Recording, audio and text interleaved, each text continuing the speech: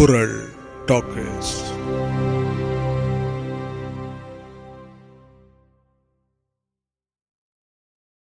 திருச்சபைக்கு வணக்கம். என்றும் போல் இன்றும் நன்றி நவிழலுடன் அவை இனிதே தொடங்குகிறது. நம் வாழ்வின் வழிகாட்டியாம் வள்ளுவ பெருந்தகையை நன்றி கூறி வணங்கிவிட்டு, நம் அனைவரையும் காத்தருளும் இயற்கை பேராற்றலை நன்றி கூறி வணங்கிவிட்டு, நம் அனைவருக்கும் உணவு கொடுக்கும் உழவர் பெருமக்களை நன்றி கூறி வணங்கிவிட்டு, இந்த உலகத்தில் உள்ள அனைத்து உயிர்களையும் நன்றி கூறி வணங்கிவிட்டு, உலக நல வாழ்த்துக்கு செல்வோம். உலகமெல்லாம் பருவமழை ஒத்தபடி பெய்யட்டும், உழவரெல்லாம் தானியத்தை உவப்புடனே பெருக்கட்டும், பல தொழில்கள் புரிகின்ற பாட்டாளி உயரட்டும், பகுத்துணர்வில் தொகுத்துணர்வு பண்பாட்டை உயர்த்தட்டும், கலகங்கள் போட்டிப்பகை கடந்தாட்சி நடக்கட்டும், கல்லாமை கடன் வறுமை கலங்கங்கள் மறையட்டும், நல வாழ்வை அளிக்கும் மெஞ்ஞான ஒளி வீசட்டும், நம் கடமை அறவாழ்வின் நாட்டத்தை சிறக்கட்டும், நம் கடமை அறவாழ்வின் நாட்டத்தை சிறக்கட்டும். வாழ்க வையகம், வாழ்க வளத்துடன் வளர்க வள்ளுவம். மீண்டும் ஒருமுறை திருச்சபைக்கு குரல் வணக்கம், தமிழ் வணக்கம். பிரணவி, உங்களுடைய குரல் பதிவுக்காக காத்திருக்கிறோம், தொடருங்கள். அவைக்கு காலை வணக்கம். வாழ்க வையகம், வாழ்க வளத்துடன். இன்றைய சிறப்பு குரல் அதிகாரம் 15 பிறனில் விழையாமை. குரல் எண் 149.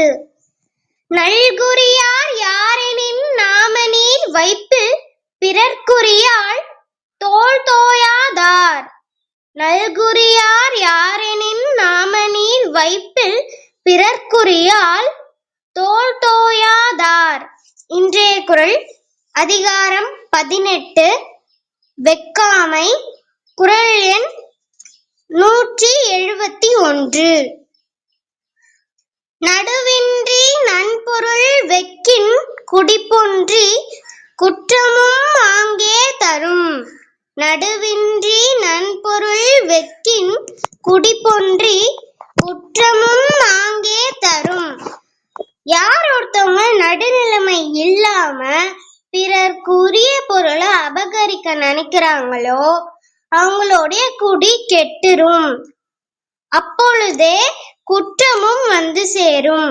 குரலோடு காத்திருங்கள், நாளையும் எதிர்பார்த்திருங்கள். நன்றி, வணக்கம்.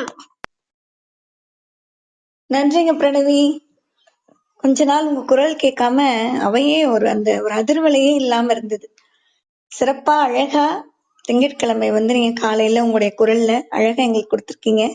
அவையினுடைய முதல் குரல் பதிவு முற்றோதலை தொடர்ந்து வெகாமை அதிகாரத்துல இருந்து அடுத்தவர் பொருளை விரும்பாத இருக்கணும் இல்லையா, அதுதான் உட்பொருள். அறம் இது அப்படின்னு நமக்கு தெரிஞ்சுக்கிட்டா அடுத்தவருடைய பொருளை விரும்பாத இருக்கும் அறிவுடையவரை தான் சேரும். அந்த மாதிரி அந்த ஆற்றலுக்கு ஏற்ப அங்க செல்வம் அவங்க கூட இருக்கும் அப்படிங்கிறது தான் 179வது குரல். அதற்கான திருக்கவிதை மருதுபாண்டியன் அவர்களுடைய திருக்கவிதை. அடுத்தவர் பொருளை அடையாதிரு, அப்போதே உனை அடையும் திரு. அடுத்தவர் பொருளை அடையாதிரு, அப்போதே உனை அடையும் திரு. இதற்கான ஹைக்கூ: ஆசையற்ற அரணறிந்தோனிடம் சேரும் செல்வம். ஆசையற்ற அரண் அறிந்தோனிடம் சேரும் செல்வம். நன்றி பிரணவி. நீங்க இன்னைக்கு எங்களுக்கு வெகாமையில இருந்து தொடர்ந்து சொல்லி கொடுத்திருக்கீங்க. நன்றி. இந்த நாள் இனிய நாளா அமையட்டும். உங்களுக்கு வாழ்த்துக்கள். பள்ளிக்கு மகிழ்வா போயிட்டு வாங்க. நன்றி அத்தை. சிஸ்டர், என்னுடைய பதிவும் கொடுத்துட்டுங்களா? இப்பவே கொடுங்க. ஆனா சிஸ்டர் இல்ல, அக்கான்னு சொன்னா சிறப்பா இருக்கும். தொடருங்க சுகந்தி. இன்றைய சிறப்பு குரல் அதிகாரம் 15 பிறனில் விழையாமை. குரல் எண் 149. நல்குறியார் யாரெனின் நாமநீர் வைப்பில் பிறர்க்குரியால் தோள் தோயாதார். நல்குறியார் யாரெனின் நாமநீர் வைப்பில் பிறர்க்குரியால் தோள் தோயாதார். இன்றைய குறள் அதிகாரம் 20 பயனில சொல்லாமை. அதாவது தகாத லூஸ் டாக் சொல்லுவாங்க இல்லையா, அதுதான். அந்த மாதிரி பேசாம இருக்கிறது. குறள் எண் 200. சொல்லுக சொல்லின் பயனுடைய சொல்லற்க சொல்லின் பயனிலா சொல். சொல்லுக சொல்லின் பயனுடைய சொல்லற்க சொல்லின் பயனிலா சொல். சொற்கள்ல பயனுடைய சொல்லதான் பேசணும், அப்படி பயனில்லாத சொல்ல பேசக்கூடாது அப்படின்றதா இது பொருள் முடியுது. நன்றி, வணக்கம். நன்றி சுகந்தி. இன்றைக்கு ஒரு என்ன சொல்றது, மகிழ்ச்சி, பெருமகிழ்ச்சி, பேரன்பு அப்படின்னு சொல்லலாம். எதிர்பார்க்கல. நீங்களும் இன்றைக்கு பிரணவியோட சேர்ந்து குரல் பதிவு கொடுத்தது அடுத்தடுத்து. நன்றி. ரொம்ப அழகா உங்களுடைய எப்போ சொல்றதுதான் அந்த ஒரு அலைவரிசை அப்படி இருக்கும், எங்களை தொற்றிக்கும். அப்படி கொஞ்சம் சோர்வா இருந்தா கூட உங்களுடைய குரல்கள் கேட்டா அப்படி இருக்கும். மகிழ்ச்சி. பயனில சொல்லாமையில இருந்து நீங்க கொடுத்திருக்கீங்க 200வது குறள். ரொம்ப சிறப்பான குறள். சொற்களை பயனளிக்கக்கூடிய சொற்களை மட்டுமே நம்ம தேர்ந்தெடுத்து சொல்லணுமா, தேர்ந்தெடுக்கணும். சொற்கள்ல பலன் ஏதும் அளிக்காத சொற்களை ஒருபோதும் சொல்லக்கூடாது அப்படின்னு சொல்லியிருக்காரு வள்ளுவர். இதற்கான மருதுபாண்டியன் அவர்களுடைய திருக்கவிதை. பயனுள்ள சொல்லையே சொல்லு, பயனற்றதை பகருமிடம் பேசாமல் நில்லு. பயனுள்ள சொல்லையே சொல்லு, பயனற்றதை பகருமிடம் பேசாமல் நில்லு. இதற்கான ஹைக்கும் கொடுத்துறேன். முனைவர் யு ஜெயபாரதி, முனைவர் நா தேவி, திருமதி சுபாஷினி அவர்கள் எழுதின ஹைக்கூ கவிதைகள். அதுல இருந்து பயனுள்ள சொல்லாமைக்கான 200வது குறளுக்கான கவிதை. பயனுடைய சொல் பேசுக, பேசற்க பயனிலாது. பயனுடைய சொல் பேசுக, பேசற்க பயனிலாது. நன்றி சுகந்தி, மகிழ்ச்சி. இந்த நாள் இணைய நாள் அமையட்டும் உங்களுக்கு. நன்றிங்க அக்கா. நான் எப்போ இந்த டைம்க்கே கொடுத்துட்டுங்களா? சிறப்பு சிறப்பு. மகிழ்ச்சி மகிழ்ச்சி. கண்டிப்பா தொடருங்க, கொடுத்துருங்க. நன்றி. பாலகிருஷ்ணய்யா, அண்ணி, ஜோதி, கீழே திரு ஐயா அணிஞ்சிருக்காங்க, தேவிகா அணிஞ்சிருக்காங்க. வணக்கம்.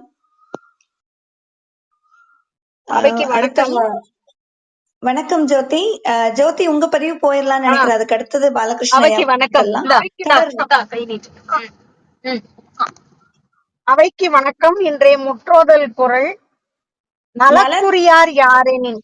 சரிதான் ஜோதி, சிறப்பு. தொடருங்க. நலக்குரியார் யாரெனின் நாம நீர் வைப்பின் பிறர்க்குரியாள் தோள் தோயாதார். அவைக்கு வணக்கம். இன்றைக்கு பொருட்பால் இறைமாட்சி 39வது அதிகாரம் தான் இறைமாட்சின்னு சொல்றாங்க. இன்றைக்கு ராகம் எடுக்கிறது சுமணேச ரஞ்சனி ராகம். சுமணேச ரஞ்சனி 56வது மேளமாகிய சண்முகப்பிரியாவோட ஜன்னிய ராகம். சுமணேச ரஞ்சனி ராகத்துல ஆரோகணம் அவரோகணம். தாளம் சங்கீர்ண ஜாதி சாபு தாளம். ஆரோகணம் அவரோகணம். தகமா பனீசா சானி பமகசா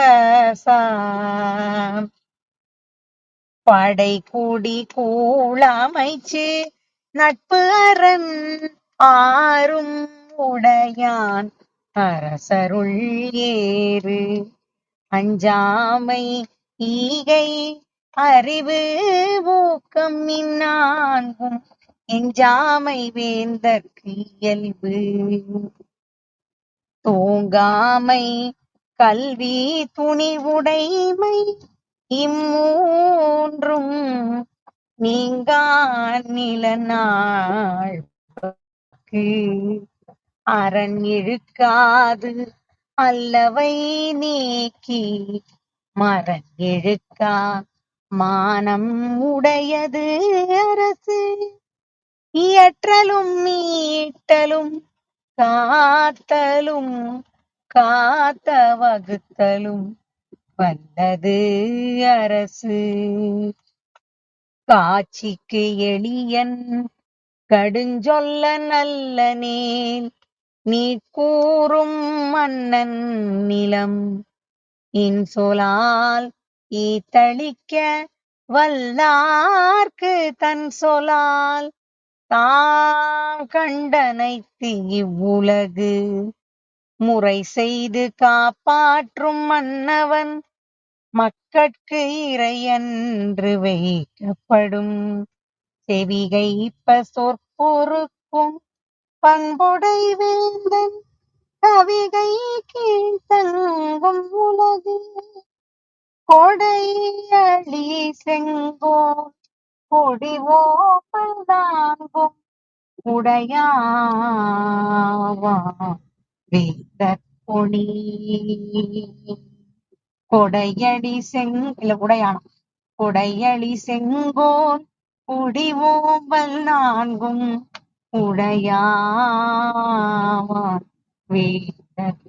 உடையானம் வேந்த ஒளி கொடையளி செங்கோல் குடிவோம்பல் நான்கும் உடையானாம் வேந்த ஒளி.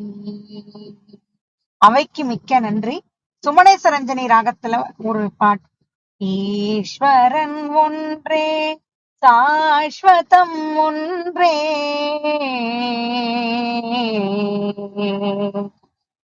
பாரதிதாசன் மேல கனியிடை ஏறிய சுளையும் உற்றல் கழலிடை ஏறிய சாரும் நனி பசு குழியும் பாலும் தென்னை நல்கிய புலியில நீரும் பனிமலரேணிய தேனும் காற்று பாகிட ஏறிய சுவையும் இனியன என்பேன் எனினும் தமிழை என் உயிரென்பேன் கண்டி. தாயெழில் தமிழை என்ற தமிழரின் கவிதை தன்னை ஆயிரம் மொழியில் காண இப்புவி அவாவிற்று என்ற தோயிரு மதுவின்னாறு தொடர்ந்தெந்தன் செவியில் பாயின் இது என்னாளோ இதை யார் இதை பகவாள் இங்கே. அவைக்கு மிக்க நன்றி. சிறப்பு ஜோதி. பாரதிதாசன் பாடல் கேட்டு ரொம்ப நீண்ட நாள் ஆயிடுச்சு. எனக்கு தெரிந்த வரைக்கும் குரல்கள் சரியாதான் இருந்த மாதிரி இருந்தது. என்ன ராகம் சொன்னீங்க? அந்த பேர் சுமணேசரஞ்சனி. சுமணேசரஞ்சனி. சுமணேசரஞ்சனி ரொம்ப அருமையா இருந்தது. சிறப்பு சிறப்பு. ரொம்ப மகிழ்ச்சி. நீங்க தூங்குற நேரத்துக்கு எங்களுக்காக அழகா கொடுத்திருக்கீங்க. எல்லாருமே இங்க இதயத்தை கீழே இருந்து கேக்குறவங்க திருவையா எல்லாருமே இங்க உங்களுக்காக இதயம் கொடுத்திருக்காங்க. ரொம்ப மகிழ்ச்சியா இருக்காங்க. நன்றி. கனடால இருக்காரு நீங்க. ஆமா ஜோதி, மகிழ்ச்சி மகிழ்ச்சி. ரொம்ப சிறப்பு. நன்றி. அண்ணி ஜோதி பதிவுக்கு சொல்றீங்களா? பாலகிருஷ்ணய்யா இப்போ கனடாலயாமா இருக்கிறீங்க? இல்ல அமெரிக்கால இருக்கோம். அமெரிக்கால இப்ப டாலஸ்ல இருக்கோம். டெக்னாவோட அழைப்பின் பேர்ல வந்திருக்கோம். இல்ல சரி, அது ஏற்கனவே நமக்கு தெரியும். நீங்க அங்க போய் ஸ்டேட்ஸ்க்கு போயிருக்கிறது. கனடாலன்னு சொன்னா இல்ல கனடால இருக்காரா திருவையான்னு ஏதோ கேட்டுட்டு இருந்தா ஜோதி. நாங்க அமெரிக்கால தான் இருக்கிறோம். இது கனடாலன்னு யாரோ சொல்லிட்டு இருந்தா திருவையா அமெரிக்கால இருக்காங்களான்னு. சரி சரி, சிறப்புப்பா சிறப்பு. நல்லது, அருமை. தொடர்ந்து கொடுங்க. எப்ப திரும்பி வர்ற மாதிரி? October 11th 9th midnight ஃபிளைட்டுங்க. வந்துட்டு ஒரு 10 நாள் மலேசியா போயிட்டு வந்துருவோங்க. 25க்கு அப்புறம், அக்டோபர் 25க்கு அப்புறம் அங்கதான் இருப்போம். மகிழ்ச்சி மகிழ்ச்சி. நன்றி. வந்த பிறகு சந்திப்போம்ப்பா. சந்திப்போம் சார். மகிழ்ச்சிமா. நன்றிங்க அண்ணி. கலை வணக்கம் அனைவருக்கும். ஜோதிமா ரொம்ப சிறப்புடா. மகிழ்ச்சிங்கக்கா. சிறப்புடா சிறப்புடா கலை. ஆமா, அந்த கனியிடை அந்த பாடல் கேட்டு ரொம்ப நாள் ஆச்சு. அதை இன்னைக்கு கொண்டாந்து, அதுவும் இல்லாம நிறையவும் முழு பாடலும் இல்லைனாலும் ஒரு முக்கால்வாசி கொடுத்துருக்கீங்க. சிறப்புடா தங்கம். அதே மாதிரியே தினசரியும் கொடுக்குற பாடல்கள் பாரதியாரோடதோ இல்ல பாரதிதாசனோடதோ கொடுக்கும் பொழுது முழுசா கொடுத்தீங்கன்னா இன்னும் சிறப்பா இருக்கும். ரொம்ப நல்லா இருக்குது கேக்குறதுக்கு. அதான் எல்லாரும் சொல்ற மாதிரி கேட்டுட்டே இருக்கலாம் போல இருக்கு. சிறப்புடா தங்கம். மிக்க மகிழ்ச்சிக்கா, கண்டிப்பா அதே மாதிரி பண்றேன்க்கா. நன்றி கலைக்கா, நன்றி ஜோதி. இந்த நாள் இனிய நாள் அமையட்டும் உங்களுக்கு. அடுத்த பதிவு போயிடலாம். அன்னி வரிசையில இருக்காங்க. பாலகிருஷ்ணய்யா, நீங்க கொடுத்துறீங்களா? நான் என்னுடைய முற்றோதல் குரல் மட்டும் இன்னைக்கு கொடுத்துறேம்மா. கேக்குதா நான் பேசுறது? கேக்குதுங்க ஐயா, கேக்குது. நல்லா நல்லா. முற்றோதல் குரல் 149. நலக்குரியார் யாரெனில் நலக்குரியார் யாரெனில் நாமநீர் வைப்பில் பிறர்க்கு உரியாள் தோல் தோயாதோர். இத அந்த கொஞ்சம் அந்த முன்ன பின்ன அப்படி போட்டு நம்ம சொல்றதாக இருந்தால் அவங்க எப்படி எழுதியிருக்கிறாங்கன்னா, நாமநீர் வைப்பில் நலக்கு உரியார் யாரெனில் பிறர்க்கு உரியாள் தோல் தோயாதோர். நாமநீர் வைப்பின் அச்சந்தரும் கடலால் சூழப்பட்ட இவ்வுலகில் நலக்கு உரியார் யாரெனில் எல்லா நன்மைகளையும் அடைதற்கு உரிமை பூண்டவர் யார் என்றால் பிறருக்கு உரியாள் தோல் தோயாதோர். பிறன் ஒருவனுக்கு உரிமையாகிய பண்பானாள் ஒருத்தியோடு கூடாதாரே யாவர் அப்படிங்கிறதோட இந்த சொல் அர்த்தம். விளக்கம் ஒரு நன்னனையா சொல்றது, நலத்திற்கு என்பது நலக்கு என உள்ளது. நலத்திற்குங்கிற வார்த்தைக்கு பதிலாக நலக்கு என உள்ளது. பிறனில் விளையாமை எனும் நலம் ஒன்றே பிற நன்மைகள் அனைத்திற்கும் உரிய உரிமையை அளிக்க வல்லதாதல் காண்க. கருத்து: பிறன் மனை நாடாதாரே உலகின் நலமெல்லாம் அடையத்தக்கவர் ஆவர் அப்படிங்கிறத இந்த முற்றோதல் குரல்ல நம்ம பார்க்கிறோம் கருத்தாக. நன்றி தோழர்களே, நன்றி, வணக்கம். நன்றிங்க ஐயா. இந்த குரல் உண்மை உரு படிக்கிறது கொஞ்சம் எனக்கு கடினமா இருந்தது. அது கடைசியில நீங்க நிறைவு பண்ணது தோல் தோயாதோர் அப்படின்னு சொன்னீங்க. தோல் தோயாதார் அது மட்டும் திருத்திக்கிட்ட சிறப்பா இருக்குங்க. தோல் தோயாதார். நன்றி, நன்றிங்க ஐயா, நன்றி நன்றி. உங்களுடைய குரல் பதிவுக்கு நன்றி. இன்றைய நாள் சிறப்பு இன்னும் பார்க்கல, அதுக்குள்ள குரல் பதிவு போயிட்டோம். பிரணவி எல்லாம் காத்திருந்ததுனால நாள் சிறப்பு மட்டும் பார்த்துட்டு குரல் பதிவு போயிடலாம். இன்றைய நாள் திருவள்ளுவர் ஆண்டு 2055, ஆவணி திங்கள் 3ஆம் நாள், ஆகஸ்ட் திங்கள் 19ஆம் நாள், திங்கட்கிழமை. இந்த நாள்ல எந்தெந்த ஆளுமைகளுக்கு பிறந்த நாள், நினைவு நாள் பார்க்கலாம். இன்றைய நாள் சத்தியமூர்த்தி, இந்திய அரசியல்வாதி, அவர்களுடைய பிறந்த நாள் இன்றைக்கு. சத்தியமூர்த்தி அவர்களுடைய பிறந்த நாள். சே. சுந்தர்லிங்கம், இலங்கை தமிழ் அரசியல்வாதி, அவர்களுடைய பிறந்த நாள் இன்றைக்கு ஆகஸ்ட் 19ஆம் நாள். சங்கர் தயாள் சர்மா, இந்தியாவின் 9வது குடியரசுத் தலைவர், அவர்களுடைய பிறந்த நாள் இன்றைக்கு. அகத்தியலிங்கம், தமிழக மொழியியலாளர், அவர்களுடைய பிறந்த நாள். ஜி.கே. மூப்பனார், தமிழக அரசியல்வாதி, அவர்களுடைய பிறந்த நாள். கலியபெருமாள், மலேசிய எழுத்தாளர், அவர்களுடைய பிறந்த நாளும் கூட. உலகளவுல பில் கிளின்டன், அமெரிக்காவின் 42வது அரசு தலைவர், அவர்களுடைய பிறந்த நாள். சுதாமூர்த்தி, இந்திய சமூக சேவையாளர், எழுத்தாளர், அவர்களுடைய பிறந்த நாள். பு. வள்ளிநாயகம், வரலாற்று வரைவாளர், எழுத்தாளர், அவர்களுடைய பிறந்த நாள்.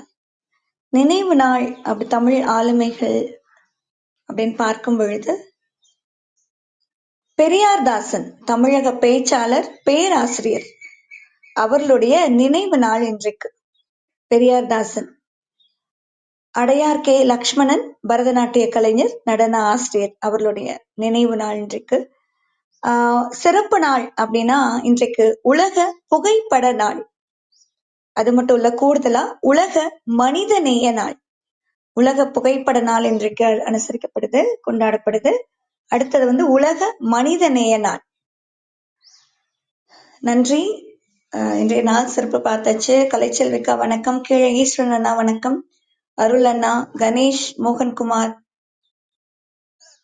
ரவிச்சந்திரன், சுந்தர் அனைவருக்கும் வணக்கம். ரவியண்ணா வணக்கம். ரவியண்ணா உங்க பதிவு போயிடலாமா? தொடர்ந்துலாமா? சரி, கொடுத்துட்டுமா? சரி.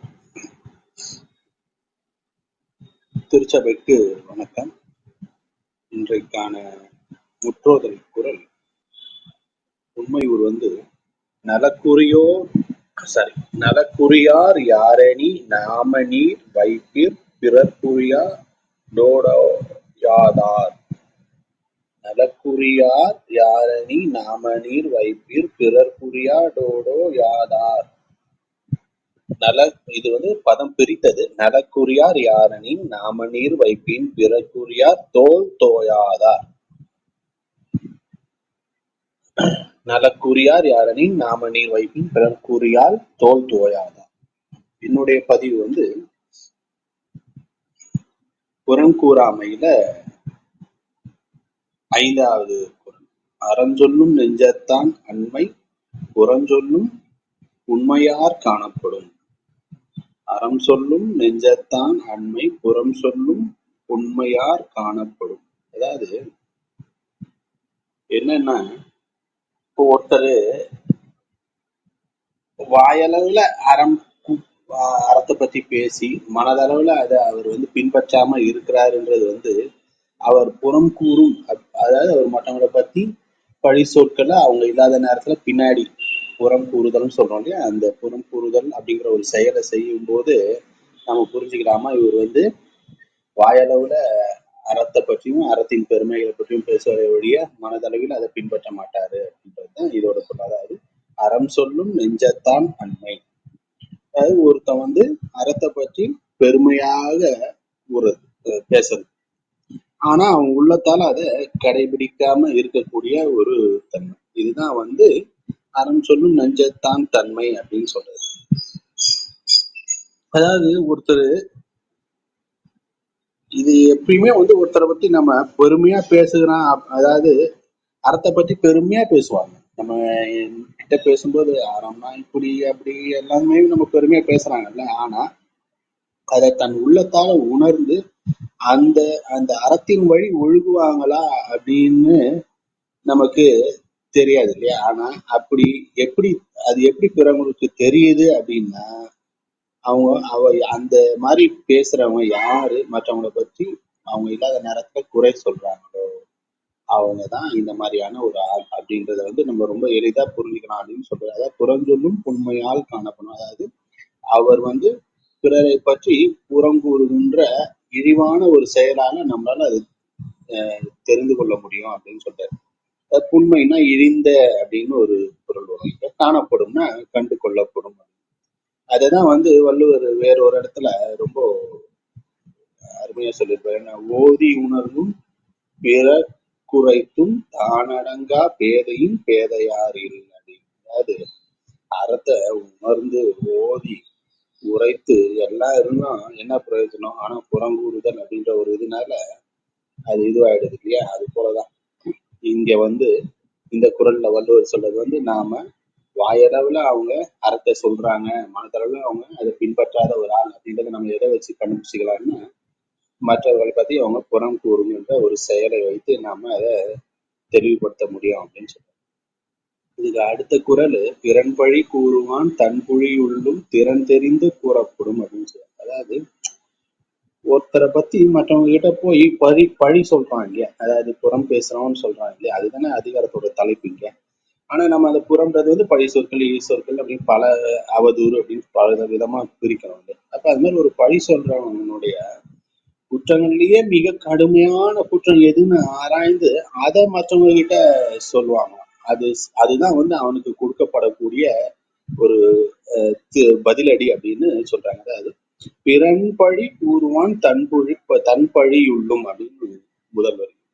ஒருத்தனை பத்தி பிறர்கிட்ட போய் பழி கூறுபவன் கிட்ட இருக்கக்கூடிய குற்றங்கள் இருக்கும் இல்லையா. எல்லார்கிட்டையுமே குற்றங்கள் இருக்கும் இல்லையா.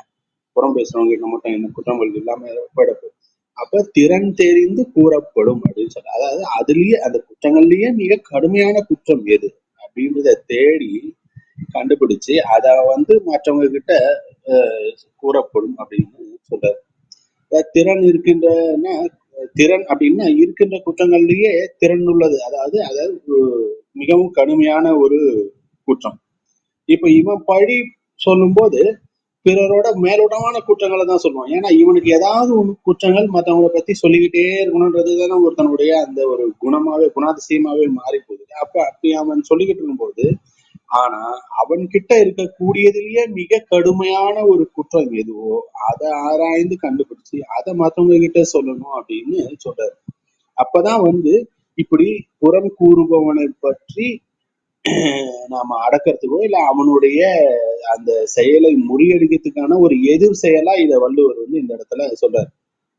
அப்போ அப்படி புறம் கூறுவனுடைய செயலை நம்ம முறியடிக்கணும் என்ன செய்யணும்? அப்படி புறம் கூறுபவனுடைய குற்றங்கள்லயே மிகவும் கடுமையான குற்றம். ஏன்னா அவன் சொல்லும் போது நான் ஏற்கனவே மற்ற குரல்களை சொன்ன மாதிரி கொஞ்சம் மேலோட்டமாகவும் அதே நேரத்துல ஒரு 4-5 பொய்களையும் சேர்த்து சொல்லுவான். ஆனா உண்மையிலேயே அவன் செய்யக்கூடிய அவனுடன் இருக்கக்கூடிய குற்றமான ஒரு பண்பை நாம ஆராய்ந்து அறிந்து அதை மற்றவங்க கிட்ட சொல்லும் போது அதுதான் அவன் மற்றவர்களை பற்றி புறம் பேசும்போது அவனுக்கான எதிர்வினையா நாம செய்யக்கூடிய ஒரு செயல் அப்படின்னு சொல்றாரு.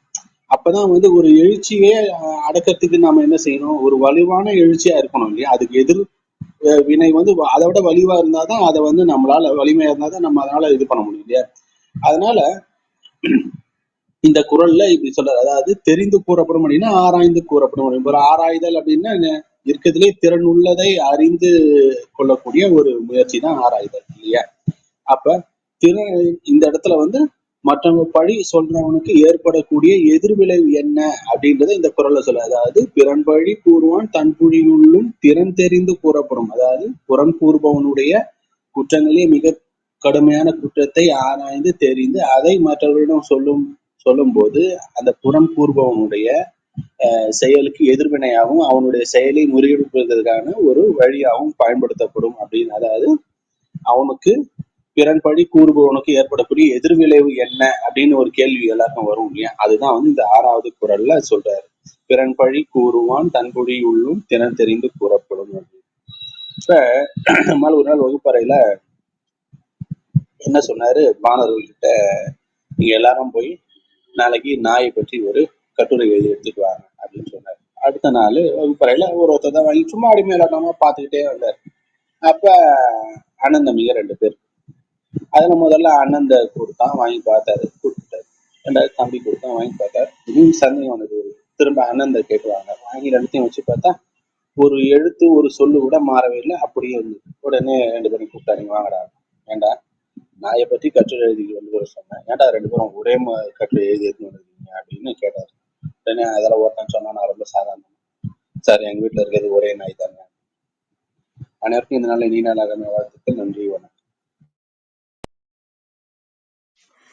நன்றி நன்றி அண்ணா, சிறப்பு. ஒரு மகிழ்வோட நீங்க கருத்து சொல்லணும், எல்லாரும் மகிழ்ச்சியா கேட்கணும் அப்படிங்கறது உங்ககிட்ட இருந்தா கத்துக்கணும். புறங்கூறாமை சொல்லிட்டு ஒரு நகைச்சுவை கூட கொடுத்துடுறீங்க, ரொம்ப சிறப்பு. அதாவது அன்னைக்கு அரவிந்த் அண்ணா சொன்னதுதான், அந்த ஒரு ஒற்றை சொல்லாடலோ ஒரு ஒற்றை வரியை நம்ம மனதுல வச்சுக்கலாம். குறைகளை என்னிடம் சொல்லுங்கள், நிறைகளை மற்றவரிடம் சொல்லுங்கள் அப்படிங்கிறது இந்த புறங்கூறாமைக்கு ரொம்ப பொருத்தமா இருக்கும்னு நினைக்கிறேன். நீங்க சொன்ன மாதிரி அந்த ஓதி உணர்ந்தும் பிறர் குறைத்தும், நமக்கு அது தெரியுது, மற்றவங்களுக்கு நிறைய சொல்லுவாங்க, அதை பண்ணக்கூடாது இதை பண்ணக்கூடாது, ஆனா அவங்க கிட்ட வரும்போது அது தெரிய மாட்டேங்குது. சிறப்பான விளக்கங்கண்ணா, நன்றி. கலைச்செல்வி கலை சிரிச்சுட்டே கேட்டுட்டு இருக்காங்க. நன்றி நன்றி அண்ணா. ஜாகிர் அண்ணா வணக்கம். கீழே ரவிச்சந்திரன் ஐயா அணிஞ்சிருக்காங்க, வணக்கம். ராஜன் அணிஞ்சிருக்காங்க, வணக்கம். நன்றி, உங்க பதிவுக்கு நன்றி. ஜாகிரனா, நீங்க தொடர்ந்ததுக்கு அப்புறம் நான் இடையில தான் வந்தேன். சிறப்பு, புறங்கூறாமை நீங்க சொல்லிட்டீங்க. அதாவது நல்ல விஷயத்த அடுத்தவங்கள்ட்ட சொல்லுங்க, குறை இருந்தா என்கிட்ட சொல்லுங்க, நேரடியா சொல்லுங்கன்னு, புறங்கூறிக்கிட்டு அலையக்கூடாது அப்படிங்கிறது சிறப்பு. சிறப்பான தினசரி ரவி கொடுக்குற பதிவுகள் எல்லாமே மிகச்சிறப்பு. திருப்பி திருப்பி கேட்கணும் அதை. நன்றி ரவி. நம்மால் ரொம்ப சிறப்பு. நான் வந்து யோசிக்கிறேன், ஒருவேளை பார்த்து கீத்து எழுதினேன்னு சொல்லுவாரோ, இல்ல ஜெராக்ஸ் எடுத்துட்டேன்னு சொல்லுவாரோ அப்படிங்கறத யோசிக்கிறேன். அண்ணன் தம்பின்னு சொன்னதை நான் வந்து மனதுல வச்சுக்கல. நன்றி அண்ணா, நம்மால ரொம்ப சிறப்பு. நன்றி. அடுத்த பதிவு ஈஸ்வரன் அண்ணா, நீங்க கொடுத்துறீங்களா? நான் கொடுக்குறேன். நீங்க தொடர். அனைவருக்கும் இனிய காலை வணக்கம். திருச்சபைக்கு முதல் வணக்கம். தமிழ் வணக்கம், குரல் வணக்கம். அவையின் இன்றைய முற்றோதல் குரல், குரல் அதிகாரம் 15, குரல் எண் 149. திறனில் விழையாமை. நலக்குரியார் யாரெனின் நாம நீர் வைப்பின் பிறர்க்குரியாள் தோல் தோயாதார். நலக்குரியார் யாரெனின் நாம நீர் வைப்பிற் பிறர்க்குரியா தோட்டோயாதார். எனது இன்றைய குரல் பதிவு பொருட்பால் அரசியல், குரலதிகாரம் 45, பெரியாரை துணைக்கோடல். குரல் எண் 446. தக்காரினத்தனாய்த் தானொழுக வல்லானைச் செற்றார் செயக்கிடந்ததில். தக்காரினத்தனாய்த் தானொழுக வல்லானைச் செற்றார் செயக்கிடந்ததில். திரு சாலமன் பாப்பை அவர்களின் உரை. தகுதிமிக்க துறை பெரியவரை நட்பாக கொண்டு அவர் காட்டும் வழியில் நடப்பவரை பகைவர் ஏதும் செய்ய இயலாது.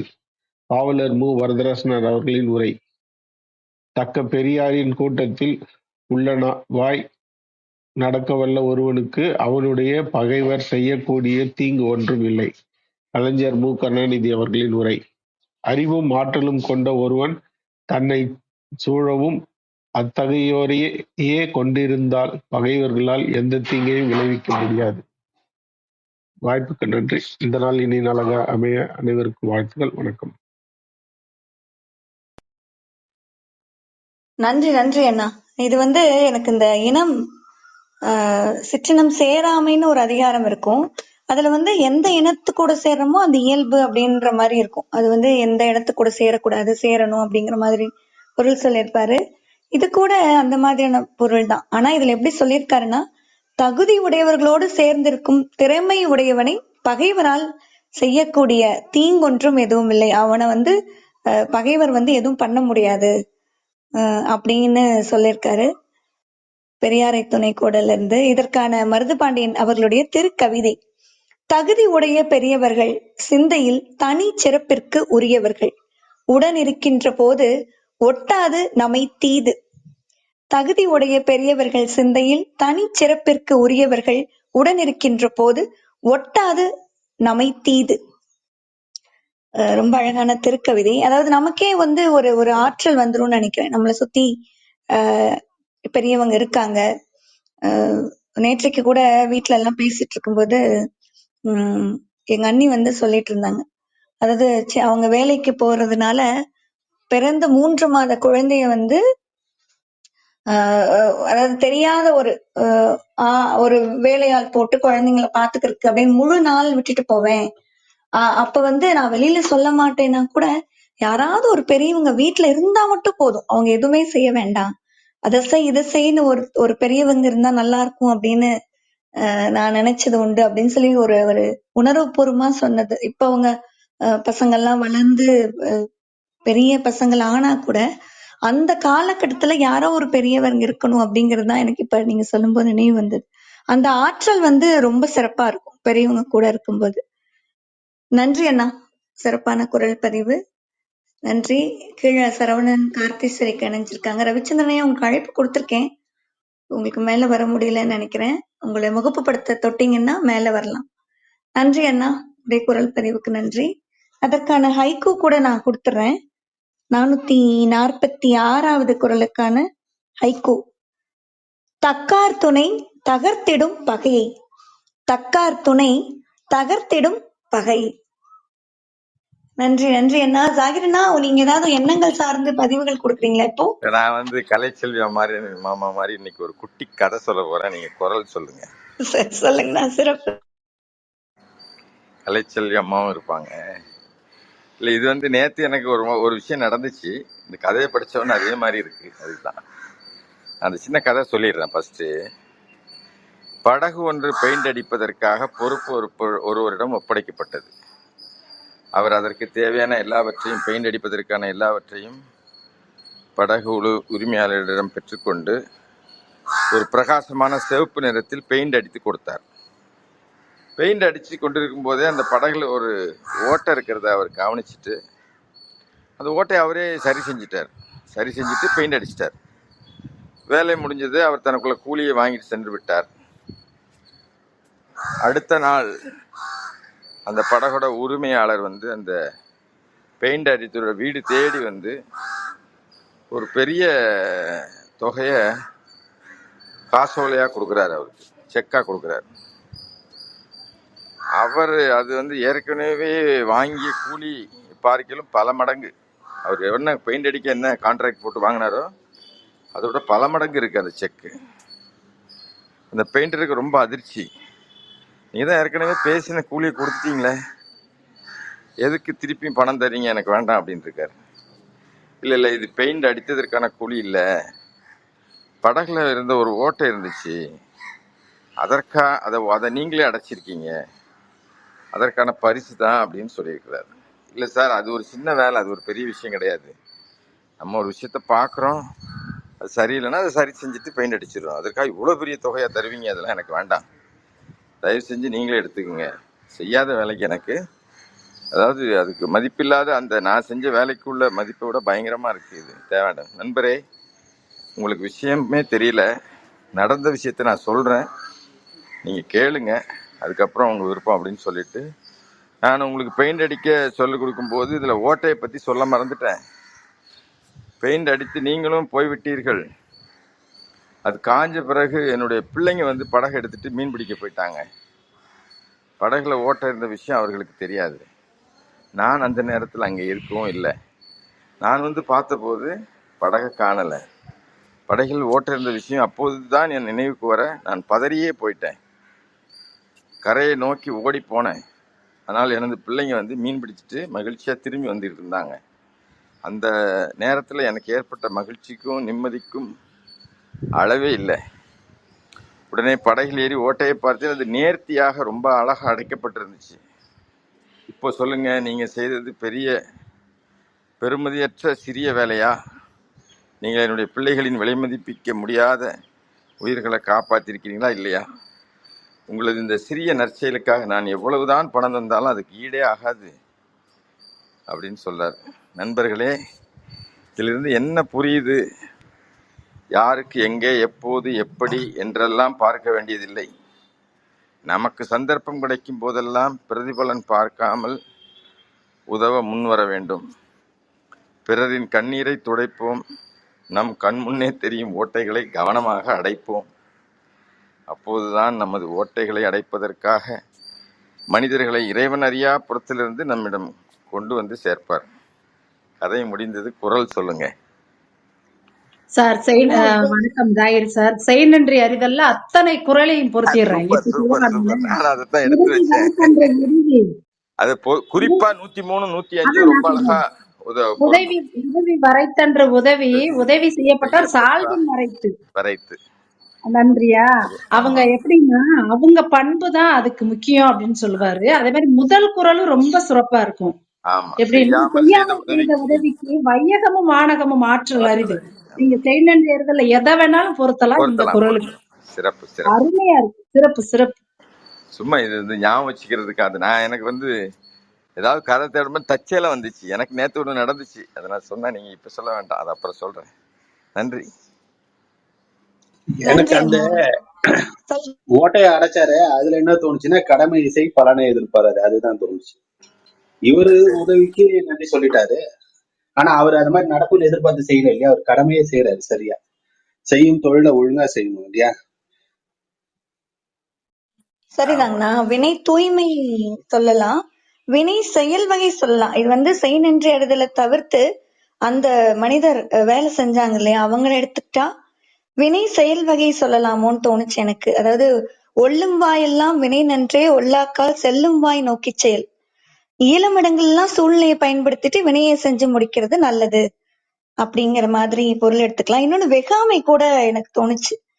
அகாமை செல்வத்திற்கு யாதெனின் வெகாமை வேண்டும் பிறன்கை பொருள். அவர் கொடுத்தா கூட அத உடனே வாங்கிக்கல இல்லையா? ஒருவனுடைய செல்வத்திற்கு யாதொரு குறையும் ஏற்படாமல் இருக்க ஏற்ற வழி என்னன்னா, பிறருக்கு ஒரு உரிமையுடைய ஒரு பொருளை கவர்ந்து கொள்ள அவன் விரும்பாமல் இருக்க வேண்டும். இது ஆனா நீங்க சொன்ன மாதிரி ஒரு குறள் ஒரு அதாவது நெறி, நீதி நெறி அப்படின்னு எடுத்துட்டோம்னா அந்த செய்நன்றி எடுத்துக்கலாம். இந்த மாதிரி பல குறள்கள் தோணுச்சு. நன்றி சாகிரண்ணா, நன்றி. சிந்திக்க சிறப்பு. எனக்கு நேற்று சம்பவம் நடந்துச்சு, அதனால இந்த கதை ரொம்ப பொருந்துச்சு, அதனாலதான். அதே மாதிரி ரவிச்சந்திரன் ஐயா சொன்னார்ல, அந்த குறள் கூட நேற்றுக்கு வெகாமை அதிகாரத்துல அது கூட சிறப்பா பொருந்துச்சு. அவரே மேல வந்திருக்கிறாரு, சொல்றதுக்குதான் வந்திருக்காருன்னு நினைக்கிறேன். ஐயா வணக்கம். நீங்க வணக்கம்மா. கொஞ்சம் வேலையா இருந்தேன். அது வேலையை காதுல மட்டும் கேட்டுட்டு வேலை செய்யலான்னு பார்த்தா முடியல, வந்துட்டேன். நல்ல கருத்து, அருமையான கருத்து. இந்த செய்நன்றி அறிதல் என்பது வாழ்க்கையில ஒவ்வொருவருமே ஒவ்வொரு நாளும் நினைச்சு வாழ வேண்டியது. நாம் வாழுகின்ற வாழ்க்கையில் அனுபவிக்கின்ற ஒவ்வொரு நன்மைகளும் நமக்கு முன்னால் அல்லது நம்ம சக மனிதர்கள் கொடுக்கின்ற கொடையில் தான் நாம் வாழ்ந்து கொண்டிருக்கிறோம். அது இப்போ இந்த கதையிலேயே அவர் வேலையை தானே செஞ்சாரு, அது எதுக்கு வெகுமதி கொடுக்கணும், அது ஒரு சின்ன வேலை தானே அப்படின்னு நினைக்கலாம். ஆனா அது எந்த நேரத்தில் எப்படிப்பட்ட உதவிங்கிறது, அது அந்த பலன் பெற்றவர் நன்றியோடு நினைப்பதுதான் அந்த குறளோட சிறப்பு. அது சொல்லுதான் சிறப்பு. இப்போ எல்லா தொழிலுக்குமே ஒரு ஊதியம் உண்டு. ஆசிரியருக்கு சம்பளம் கொடுக்குறாங்க, மருத்துவருக்கு சம்பளம் கொடுக்குறாங்க. ஆனா ஏன் ஆசிரியர் தொழிலும் மருத்துவர் தொழில் மட்டும் நோபல் ப்ரொஃபஷன் சொல்றோம்? அதை மட்டும் ஏன் ஒரு பெரிய வணக்கத்துக்குரிய ஒரு தொழிலாக ஏன் கருதுறோம்? இப்போ எத்தனையோ பாலியல் வன்கொடுமைகள் நடந்தாலும் கூட ஒரு மருத்துவரும் போது ஒட்டுமொத்த நாடே கொந்தளிக்குது இல்லையா? ஏன்னா மருத்துவர்கள் அவங்க ஊதியத்தோடு கூட ஒரு அர்ப்பணிப்போட ஒரு பணியை செய்யறாங்க. அந்த பெயிண்டர் ஒரு கடமை மட்டும் செஞ்சா, கடமையை தாண்டி ஒரு காரியம் செய்யும் போது அதற்கான நன்றி அறிதலை அவர் சொல்றத ரொம்ப அழகான ஒரு நல்ல ஓமானம் சொன்ன நல்ல கருத்துள்ள ஒரு கதை. நன்றி, தொடர்கிறேன். நன்றி, வாழ்த்துக்கள். சிறப்பு சிறப்பு சார், மகிழ்ச்சி.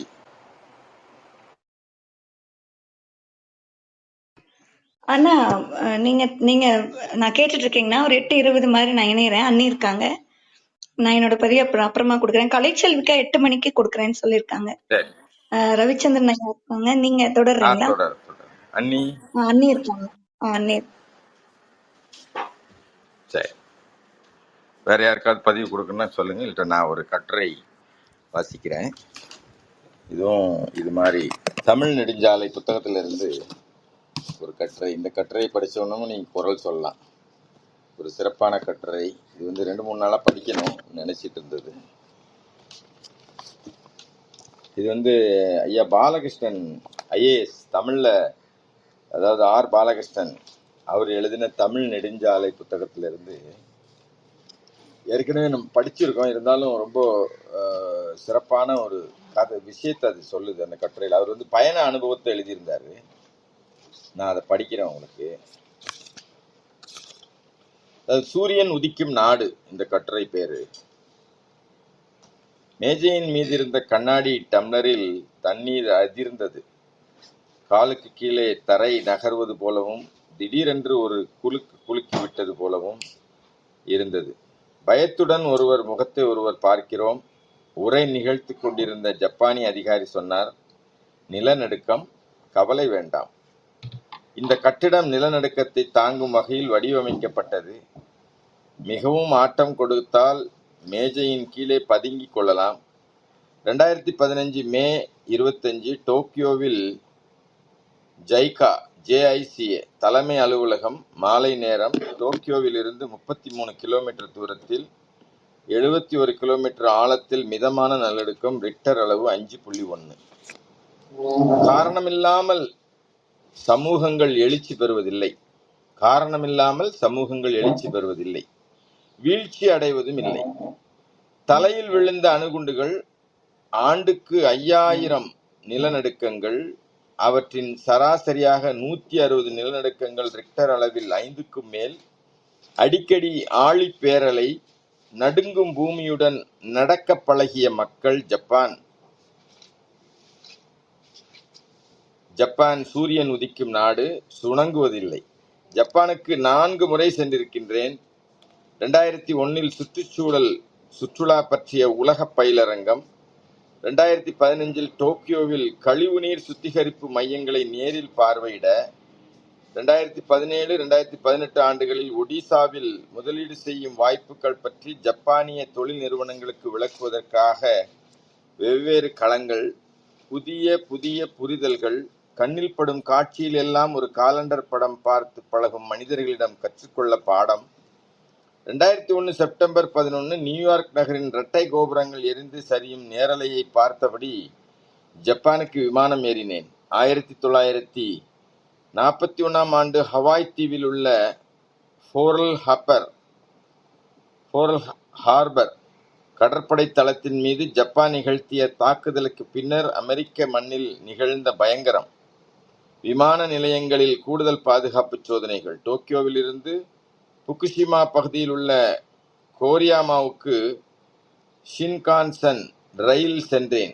பெருநகரின் விரைவை விட்டு வெளியே வந்ததும் இன்னொரு பரிமாணம். மேற்கத்திய தொழில்நுட்ப வளர்ச்சியையும் கிழக்கத்திய மரபுகளையும் ஒரு மாய கலவையாய் மாற்றியது ஜப்பானின் சாதனை. ஒரு நாட்டின் முகமும் முகவரியும் மக்களின் உடல் மொழியும்தான் அந்த சுற்றுலா பேருந்தில் 17 நாடுகளைச் சேர்ந்தவர்கள் இருந்தோம். ஓட்டுநரே நடத்துனர், ஒலிபெருக்கியில் பேசும் வழிகாட்டி. 17 நாட்டு மொழிகளிலும் தனித்தனியே வந்தனம், எனக்கு ஒரு நமஸ்கார். சில மணி நேரத்தில் ஜப்பான் பற்றிய ஆகச்சிறந்த புரிதலை அந்த ஓட்டுநர் அளித்தார். இதனிடையே நகைச்சுவை. விடைபெறும் போது பாராட்டிவிட்டு டிப்ஸ் தர முயன்றார்கள் சிலர். மிக பணிவுடன் வணங்கி மறுத்ததுடன், ஜப்பானில் யாரும் டிப்ஸ் வாங்க மாட்டார்கள் என்று சொல்லி இனாம் வாங்குவதை இழுக்காக கருதுகிறார்கள் ஜப்பானியர்கள் என்ற சமூக உளவியல் காரணத்தையும் விளக்கினார். தங்கும் விடுதிகளின் நுழைவாயிலில் லிப்ட் அருகில் கண்ணில் படும் ஊழியர்கள் வணங்கி செல்கிறார்கள். ஹோட்டலில் இருந்து கிளம்பும் போது ஊழியர்கள் பலர் ஒரே வரிசையில் நின்று வணங்கி வழி அனுப்புகிறார்கள். உணவு கூடங்களில், வணிக வளாகங்களிலும் வாடிக்கையாளரை நிஜமாகவே மன்னரை போல் நடத்துகிறார்கள். 2001 டோக்கியோ சென்றபோது டோக்கியோ டவர் ஊரின் உயரமாக இருந்தது, 819 அடி உயரம். 2015 சென்றபோது அதற்கெல்லாம் அப்பனாக டோக்கியோ ஸ்கை ட்ரீ என்று வந்துவிட்டது, 2080 அடி உயரம். அன்றைய தேதியில் அதுதான் உலகின் உயர்ந்த கோபுரம். ஆண்டுக்கு 45 லட்சம் பேர் ஸ்கை ட்ரீயில் ஏறி இறங்குகிறார்கள். அற்புத அனுபவம். டோக்கியோ பே பகுதிக்கு சென்றேன். ஜப்பான் நாட்டின் வளர்ச்சியின் உச்சக்கட்ட வெளிப்பாடு. ஒரு காலத்தில் உள்கடல் என்ற பொருளில் யுச்சியுமி என்று அழைக்கப்பட்டது. டோக்கியோவின் பழைய பெயர் எடே. 1868 ஜப்பானில் தலைநகரம் கியோட்டோவில் இருந்து எடேவுக்கு மாறிய போது டோக்கியோ என்ற புதிய பெயர் சூட்டப்பட்டது. நேதாஜி சுபாஷ் சந்திரபோஸின் அஸ்தி டோக்கியோவில் உள்ள ரெங்கோஜி என்ற புத்த கோயிலில் பாதுகாக்கப்பட்டுள்ளது. தைப்பேயிலிருந்து 1945 டோக்கியோ கொண்டு வரப்பட்டதாக கருதப்படுகிறது. ஜவஹர்லால் நேரு, ராஜேந்திர பிரசாத், இந்திரா காந்தி, வாஜ்பாய் போன்ற இந்திய தலைவர்கள் இந்த இடத்திற்கு வருகை புரிந்துள்ளார்கள். நான் தங்கியிருந்த நரிட்டா பகுதியிலிருந்து ரெங்கோஜி 60 கிலோமீட்டர் தூரம். முதல் முறை போக முடியவில்லை, 2வது பயணத்தில் சென்று விட்டேன். ஜப்பானியர்களின் பெரும்பான்மையோர் ஷின்டோ என்கின்ற தொல் வழிபாட்டு முறையையும் புத்த மதத்தையும் பின்பற்றுகிறார்கள். ஷின்டோ மரபில் நீத்தார் வழிபாடு, குடும்ப தெய்வங்கள், குல தெய்வங்கள், தெய்வ சக்திகள், கோயில் என்ற பல்வேறு பரிமாணங்கள் உண்டு. ஜப்பானில் பழைய தலைநகரமான கியோட்டோ தான் இன்றும் பண்பாட்டு தலைநகரம். ஷின்டோ புத்த வழிபாட்டு தலங்கள் 2000க்கும் மேல் உள்ளன. அழகிய பூந்தோட்டங்கள், தலை சிறந்த கல்விக்கூடங்கள், யுனெஸ்கோ அங்கீகாரம் பெற்ற 17 உலக பாரம்பரிய சின்னங்கள். கியோட்டோவை பார்க்காவிட்டால் ஜப்பானை பார்க்கவில்லை என்றுதான் அர்த்தம். உலகின் சூரிய வழிபாடுகள் பற்றி தொடர்ந்து ஆராய்ச்சி செய்து வருகிறேன். இரவு விருந்தின் போது ஜெசிகா உயரதிகாரிகளிடம் அமேத்வரசு என்ற சூரிய கடவுள் பற்றியும் தவளை வழிபாடு பற்றியும் விசாரித்தேன். ஜப்பானிய ஷிண்டோ மரபில் சூரிய கடவுள் ஒரு பெண் தெய்வம்.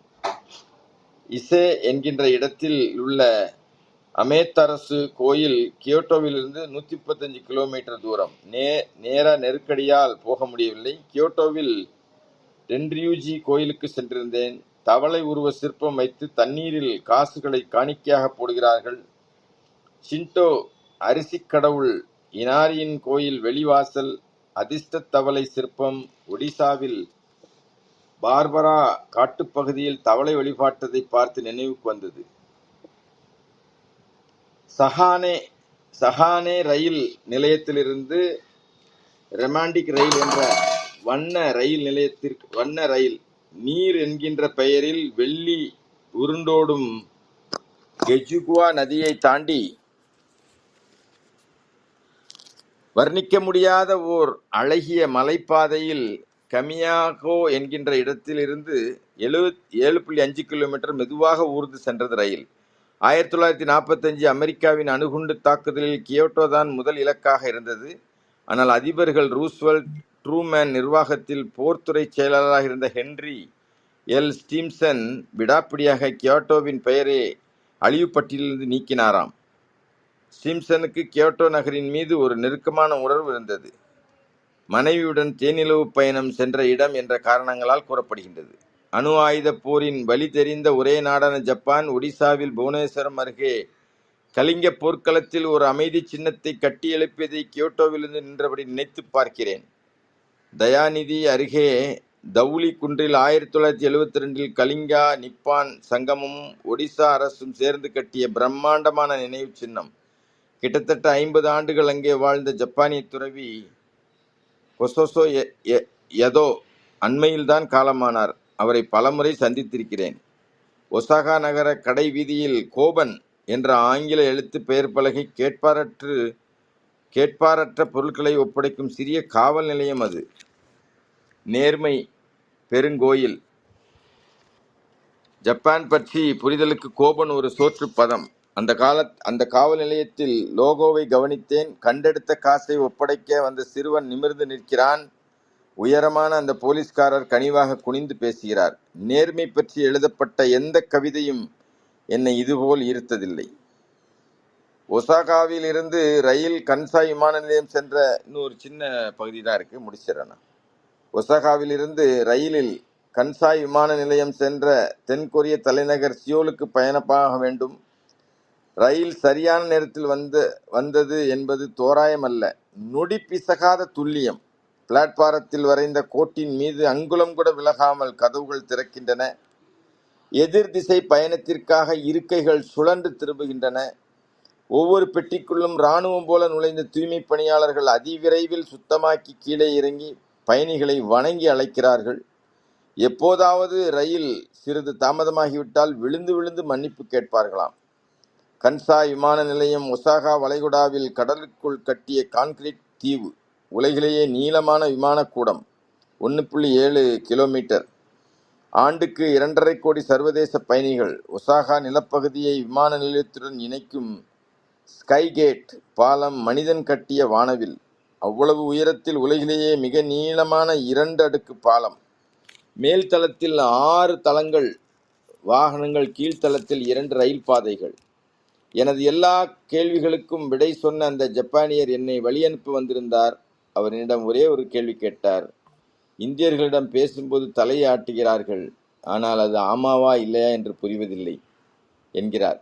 சிரித்து மழுப்பிவிட்டேன். எனக்கும் பதில் தெரியாது. நமது ஆம் இல்லை என்ற இரண்டுக்கும் அவ்வளவு வித்தியாசம் ஏதும் இல்லை என்று இன்னொரு நாட்டுக்காரரிடம் எப்படி ஒப்புக்கொள்வது?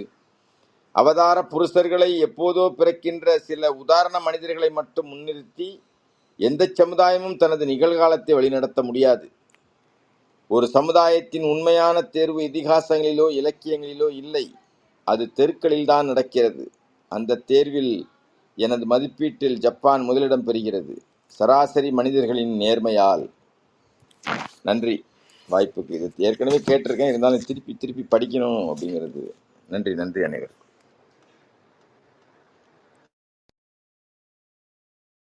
வணக்கம். சிறப்பு ஜாகீர். ரவி, ரவிச்சந்திரன் ஐயா 2 பேரும் இதயத்துக்கு பதிலா கருத்துக்களை சொல்லுங்க. இல்ல சிறப்பா இருந்தது. ரொம்ப என்ன இல்ல அந்த எண்ணி எண்ணி இருமாந்து போக வேண்டிய ஒரு பண்பு இது. நம்ம வந்து இந்த பழம்பெருமை பேசி பேசியே நிகழ்காலத்தை தொலைத்து விட்டு பழம்பெருமை பேசி பேசியே காலத்தை ஓட்டு கொண்டிருக்கிறோம். நிகழ்காலத்தில் நாம் எப்படி கண்ணியமாக வாழ்கிறோம், நேர்மையாக இருக்கிறோம் என்பது பெரிய விஷயம். இங்கே ஒரு அனுபவத்தையும் சொல்ல, சிட்னியில் வெஸ்ட்மெட் ஹாஸ்பிட்டல்னு சொல்லி பப்ளிக் அரசு மருத்துவமனை, பொது மருத்துவமனை இருக்கு. அங்கு வந்து என்னுடைய பேரனுக்கு உடல்நிலை சரியில்லைன்னு அட்மிட் பண்ண போனோம். ஒரு பைசா அங்கே பணம் வாங்குறது இல்லை. ஆனால் ஒரு 5 ஸ்டார் ஹோட்டலோட அந்த ஸ்டாண்டர்டில் ஒரு மல்டி ஸ்பெஷாலிட்டி ஹாஸ்பிட்டல் இருக்கிற ஸ்டாண்டர்ட் இருக்கு. அத்தனை மருத்துவர்கள் அவ்வளவு கவனிப்பு, எல்லாத்த விட என்னன்னா இன்முகத்தோடு நல்ல புன்சிரிப்போடு அன்பா அமைதியா அணுகுறாங்க அந்த ஒவ்வொரு நோயாளியையும். இந்த குழந்தை என் பேரன் வந்து முடியாம அணுத்துறான். அந்த டாக்டர் ஒரு சின்ன பொண்ணு தான் வந்து அவனை தடவி கொடுத்து கன்சோல் பண்ணிட்டு போகுது. அப்படி இந்த மருத்துவம் மட்டும் இல்லாம அந்த அணுகுமுறை வந்து பெரிய விஷயம். இது எனக்கு வியப்பா இருந்தது. நான் என்னுடைய ஆர்வ கோளாறுல இது எல்லாம் பதிவு பண்ணுங்கிறதுக்காக நான் வீடியோ எடுத்துட்டேன், கொஞ்சம் போட்டோ எடுத்துட்டேங்க. அந்த போட்டோ எடுத்த உடனே வந்து அந்த என்னுடைய மகன்கிட்ட வந்து அங்க இருக்கிறவங்க யாரோ கூப்பிட்டு சொல்லியிருக்காங்க, இங்க போட்டோ எடுக்கக்கூடாது, எடுத்திருக்காங்க, அதை உடனே டெலீட் பண்ணிருங்க அப்படின்னு. அப்ப என்ன ஒரு துல்லியமான கண்காணிப்பு பாருங்க. நான் வந்து பெருமையா இதை பெருமைப்படுத்தி போடுறதுக்காக தான் எடுத்த போட்டோ எடுத்தேன். அந்த போட்டோ எடுத்தது எப்படி கண்டுபிடிச்சாங்கன்னு தெரியல. என்னோட மொபைல் எடுத்த போட்டோவுக்கு அது ரொம்ப அன்பா, அதாவது போட்டோ எடுத்து உங்க யாரோ வந்து நீங்க போட்டோ எடுத்திருக்கீங்க, அது எடுக்கக்கூடாது, ஹாஸ்பிட்டல் ரூலுக்கு அகேன்ஸ்ட் அது, அதெல்லாம் தயவுசெய்து அதை உடனே டெலிட் பண்ணிருங்க, அதை ஷேர் பண்ணக்கூடாது வெளியே அப்படின்னு சொல்லி, அது ரொம்ப பண்பா, மிரட்டல, எச்சரிக்கல, ரொம்ப அன்பா ஐம் சாரின்னு சொல்லி ஒரு 10 சாரி சொன்னேன் நான். இட்ஸ் ஓகே பரவாயில்ல, அதனால பரவாயில்ல, உங்களுக்கு தெரியாது அதனால சொல்றோம், அதையும் பண்பா சொல்றாங்க. இந்த பண்பு, இந்த எளிமை, இந்த இன்முகம், இது நம்ம நிறைய கத்துக்க வேண்டியிருக்கு. எங்க போனாலுமே ஒரு ஒரு சமீபத்துல நான் சுஜாதாவோட நகரம் கதையை வந்து என்னோட கதைகள் நிகழ்ச்சியில படித்தேன். அதுல ஒரு பொது மருத்துவமனையில ஒரு ஏழை தாய் தன் பிள்ளையை கொண்டு போய் என்ன அலக்கழிக்கப்பட்டு பயந்துட்டு அந்த பிள்ளைய திரும்ப வீட்டுக்கு கூட்டிட்டு போயிடுறா. அந்த குழந்தைக்கு வந்து கேன்சர் இருக்கு, அது மிக விரைவில் மரணம் அடையக்கூடிய குழந்தைன்னு தெரியாமையே அந்த தாய் வீட்டுக்கு கூட்டிட்டு போயிடுறா. இது வந்து அந்த அப்பட்டமான உண்மை. சுஜாதா எழுத அந்த கதை வந்து அவருடைய சிறுகதைகள்லேயே ரொம்ப பெயர் போன ஒரு புகழ் வாய்ந்த ஒரு கதையாந்து. அந்த கதையை ஸ்லாகிக்காதவங்களே கிடையாது, அந்த கதையை சொல்லாத கதை சொல்லிகளே இல்லை தமிழில். என்ன காரணம்னா, பொது இடங்களில் நாம் காட்டுகின்ற, அது குறிப்பா வெளிநாட்டவர்களிடம் காட்டுகின்ற, இங்க யாராவது வெளிநாட்டவர்கள் வந்தா எவ்வளவு மேக்ஸிமம் அடிச்சு புடுங்க முடியும், அபரிமிதமான கட்டணங்கள் வசூலிக்க முடியும், அவளை எப்படி ஏமாற்றுவது, போலி பொருளை கொடுத்து ஏமாற்றுவது, இந்த பண்பு தான் இங்கே பரவலாக இருக்கு. அது இல்லைன்னு சொன்னா நான் ஒத்துக்கவே மாட்டேன். நிறைய இடங்களை நேரடியாக நான் பார்த்துருக்கேன். இந்த பண்பு ஜப்பானிகளை பற்றி நிறைய கேள்விப்பட்டிருக்கேன். ஆனால் இன்றைய பதிவு வந்து அதுக்கு சிகரமா இருந்துச்சு, ரொம்ப நல்லா இருந்துச்சு. நான் முதல் முறையா கேட்டனால எனக்கு ரொம்பவும் என்னை வந்து இன்ஃப்ளூயன்ஸ் பண்ணிச்சு. நன்றி தோழர், நன்றி நன்றி. அதாவது தொழில ப்ரையாரிட்டைஸ் பண்றாங்க இங்க, அதுதான் பிரச்சனை. எல்லாரும் அவங்கவுங்க வேலையை செய்யறாங்க அப்படின்னு அதுக்கான என்ன சொல்றது வாழ்த்துக்களையும் அதுக்கான வெகுமதியும் அவங்களுக்கு கொடுத்துட்டு நகர்ந்து போயிட்டே இருக்கணும். இங்க வந்து நான் சர்வீஸ் பண்றேன், எனக்கு நீ ப்ரையாரிட்டைஸ் பண்ணுன்னு சொல்லி போராடுறாங்க. அதை விட என்ன சொல்ல முடியும்? அதுதான் பிரச்சனை. எல்லா தொழிலும் இருந்தாதான் உலகம் இயங்குன்றதை ஒத்துக்கணும். இந்த தொழில் தான் உயர்த்தி, இந்த தொழில் கீழே அப்படின்னு இங்க ப்ரையாரிட்டைஸ் பண்றாங்க. அங்க அப்படி கிடையாது. பஸ் ஓட்டுறவனுக்கும் அதே தான், ஹாஸ்பிட்டல் வேலை செய்யறவன், டாக்டரா இருந்தாலும் அதே தான், யாரா இருந்தாலும் ஒரே மரியாதை தான். இங்க அப்படி கிடையாது. டாக்டருக்கு ஒரு மரியாதை, பஸ் ஓட்டுறதுக்கு ஒரு மரியாதை, போஸ்டல்ல வேலை செய்யறதுக்கு ஒரு மரியாதை அப்படின்னு அதனால வரக்கூடிய வினைகள் தான் இதெல்லாம். அப்ப அவங்களே அவங்களுக்குள்ள ஒரு சுப்பீரியாரிட்டி காம்ப்ளெக்ஸ்ன்னு சொல்லல, ஒரு உயர்ந்த மனப்பான்மை வந்துட்டு இவங்க எல்லாம் நமக்கு கீழே தான் அப்படின்னு. அப்ப அப்படித்தான் பார்ப்பாங்க. நம்ம இந்த தொழிலை பத்தி சொன்னீங்கல்ல, இங்கே பொது போக்குவரத்துல பஸ்ல எல்லா டிரைவர் மட்டும் தான் இருக்காங்க. இங்கேயும் ஆஸ்திரேலியாவிலையும் சிட்னிலையும் நம்ம நான் ஒரு நாள் வந்து இரவு 9 மணிக்கு கடைசி பயணியா, நான் ஒரே ஒருத்தன் தான் இருக்கிறேன், எனக்காக ஒரு 10 கிலோமீட்டர் அந்த பஸ் போகுது, அங்கே போய் இறக்கி விடுறாங்க. நான் இறங்கும் போது என்னோட கார்டை டேப் பண்ணிட்டு இறங்குறேன். ஆனால் நம்முடைய புத்தி தானே, நான் இறங்கிட்டேன். அந்த டிரைவர் வந்து என்னுடைய ஒரு 60 வயது இருக்கும், அவருக்கு ஒரு 55-60 வயது இருக்கும். அவர் முகமலர குனிந்து தேங்க்யூ சொல்றாரு எனக்கு, நான் இறங்கி போறவனுக்கு. ஒவ்வொரு பயணிக்கும் அந்த பயணம் செய்ததற்காக நன்றி சொல்ற பண்பு அந்த டிரைவர் கிட்ட இருக்கு. எல்லாம் நிறைய இடங்களை பார்க்க முடியும். அதே போல வாக்கிங் போகும்போது ஒரு 3 வயசு குழந்தை, நான் சைக்கிள் போயிட்டு இருக்கேன். ஒரு 3 வயசு குழந்தை அவங்க தாத்தாவோட விளையாண்டுட்டு இருக்குது. என்னை பார்த்தோன்னே கை காட்டி ஹாய் அப்படின்னு சொல்லுது. நம்ம குழந்தைகளை யாருக்கிட்ட பெரியவங்கிட்ட வணக்கம் சொல்லுங்க நம்ம சொல்லி கொடுக்கறது இல்லை. பல வீடுகளில் போனா பெரியவங்க யாராவது வந்தா குழந்தைங்கள ஓடிடுவாங்க. அவங்க போகும்போது டாட்டா சொல்லுவாங்க, வரவங்களை வாங்கன்னு சொல்லி வணக்கம்னு சொல்றது இல்லை. இதெல்லாம் நம்ம பயிற்றுவிக்கணும், குழந்தைகளுக்கு குடும்பத்தில் பயிற்றுவிக்கணும். இப்படி சென்றவிடமெல்லாம் சிறப்பான குணங்களை கற்றுக்கொள்வதுதான் பயணங்களுக்கு பலன் தரும். இல்லாட்டி எல்லாம் நானும் உலகம் முழுக்க சுற்றிருக்கேன்னு சொல்லி எந்த நற்பண்புகளையும் கற்றுக்கொள்ளாமல் வந்து விட்டோம் என்றால், போற்றாமல் இருந்தோம் என்றால், நாம் செய்கிற பயணம் விரயம் அப்படிதான் என்னுடைய கருத்து. நன்றிங்க. இன்னைக்கு நல்ல அருமையான ஒரு நாள், நல்ல நாள். பொதுவா இந்த நம்ம வந்து கொஞ்சம் ஹோட்டல்கள் தங்கும்போது அங்க வெளிநாட்டு பயணிகள் யார் இருந்தாலும் அவங்க வரும்பொழுது ஒருத்தர் முகத்துக்கு நேரா பார்க்கும் பொழுது ஒரு சின்ன சிரிப்பு ஒண்ணு சிரிச்சுட்டு தான் கடந்து போவாங்க. அதே மாதிரி தெரிஞ்சவங்க தெரியாதவங்களுக்கு கூட அவங்க வந்து அந்த குட் மார்னிங் அப்படின்னு சொல்லிட்டு போவாங்க. அதுதான் என்கிட்டயே இருக்கு. ரோட்ல போகும்போது கூட பார்த்தாக்க கொஞ்சம் சிரிச்சுட்டு போறதுதான் நம்ம. அது ஆனா கத்துக்கொள்ளக்கூடிய ஒரு விஷயம்தான். ஒரு என்ன சொல்றது, ஒருத்தர் கண் கொண்டு பார்க்கும் பொழுது ஒரு சின்ன சிரிப்பு எந்த விதமான குறைகளையும் நம்மளுக்கு கொடுத்துட போறது இல்லை. ஆனா அதை விட அவங்களுக்கு ஒரு மகிழ்ச்சியும் நம்மளுக்கு ஒரு மகிழ்ச்சியும் கொடுக்குதுன்னும் போது அந்த சின்ன சிரிப்பை தந்துட்டு போறதுல எந்த விதமான இதுவும் இல்லை. அதனால நேருக்கு நேர் இப்ப நான் கூட யார்ட்டையா சண்டை போட்டா கூட நான் என்ன யோசிப்பேன்னா, நாளைக்கு அவங்கள நம்ம தெருவுல சந்திச்சோம்னா அவங்கள முகம் கொண்டு பார்க்கணும். முகம் கொண்டு பார்த்து சிரிக்கவாவது செய்யணும். எப்படி இருக்கு அப்படின்ற ஒரு கேள்வியவாவது நம்ம கேட்கணும். அதுக்காகவாச்சும் நம்ம வந்து வாயை கண்ட்ரோல் பண்ணிக்கணும். ஒன்னும் பேசக்கூடாது. நீ என்ன தப்பு சொல்றியா, என்னைய வந்து நீ குற்றம் சொல்றியா, சரி சொல்லிட்டு போ, பரவாயில்ல, எனக்கு ஒரு பிரச்சனையும் இல்லை. நான் நாளைக்கு உன்னை வந்து நடுவுல எங்காச்சும் பார்த்தா உன்னை பார்த்து சிரிக்கிற அளவுக்கு எனக்கு மனதிடம் இருக்கணும் அப்படின்ற பார்வையில தான் என்னோட நோக்கம் இருக்குமே ஒழிய யார் என்ன சொன்னாலும் அதை பத்தி கவலைப்படுறதில்ல. அப்போ ஒரு சின்னோண்டு கர்ட்டசி தான் அந்த இது. ஒருத்தர் பார்த்து சிரிக்கிறது. அப்படி நடக்கும் பொழுதே ஒரு 2-3 பேரை பார்த்து சிரிச்சுக்கிட்டு போனோம்னாவே அவர்களுக்கு ஒரு பெரிய மகிழ்ச்சி. அதை விட மிகப்பெரிய மகிழ்ச்சி நம்மளுக்கு இருக்கு. இது ஐயா சொல்லும் பொழுது இது சொல்லணும்னு நினைச்சேன் நானு. நன்றி நன்றி. உண்மையிலே சிறப்பு. அனைவருடைய பின்னூட்டமும் மிகச்சிறப்பு. நிறைய உதாரணம் சொல்லியிருக்கீங்க. நன்றி நன்றி. கலைச்செல்வமா உங்களுக்கு பதிவு கொடுக்குறீங்களா? 8 மணி ஆயிடுச்சு, 8 மணிக்கு மேல ஆயிடுச்சு. சிறப்பு சிறப்பு. அனைவரோட பதிவும் சிறப்பா இருந்தது. பின்னூட்டம் நாளைக்கு சொல்றேன். நேரமின்மை காரணமா நான் முற்றுதல் மட்டும் சொல்லிடுறேன். அவைக்கு வணக்கம். தமிழ் வணக்கம், குரல் வணக்கம். இன்றைய முற்றுதல் குரல்: நலக்குரியார் யாரனின் நாம நீர் வைப்பின் பிறர்க்குரியால் தோள் தோயாதார். நலக்குரியார் யாரனின் நாம நீர் வைப்பின் பிறர்க்குரியால் தோள் தோயாதார். இதோட பொருள் என்னன்னா, நன்மைக்குரியவர் யாரென்றால் அச்சம் தரும் கடல் சூழ்ந்த இந்த உலகத்தில் பிறர்க்குரிய மனையாளின் தோல் சேராதவரை. இதுக்கு மதுவோட கவிதை: பிறன்மனை மேல் ஆசை வையாது பிறங்குவோனை உலகம் வையாது. பிறன்மனை மேல் ஆசை வையாது பிறங்குவோனை உலகம் வையாது. அவனே நன்னெறிகள் உள்ளவன் ஆழிசூழ் நானிலத்தில் நல்லவன். அவனே நன்னெறிகள் உள்ளவன் ஆழிசூழ் நானிலத்தில் நல்லவன். சிறப்பு சிறப்பு. சிறப்பு வகுப்பு இருக்கிறதுனால நான் சொல்றேன். நன்றி நன்றி.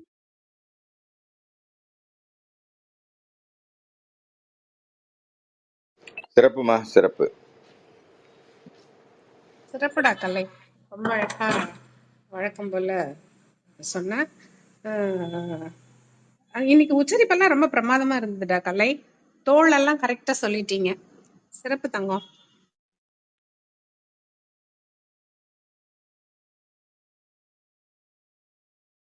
அடுத்த பதிவு போயிடலாமா?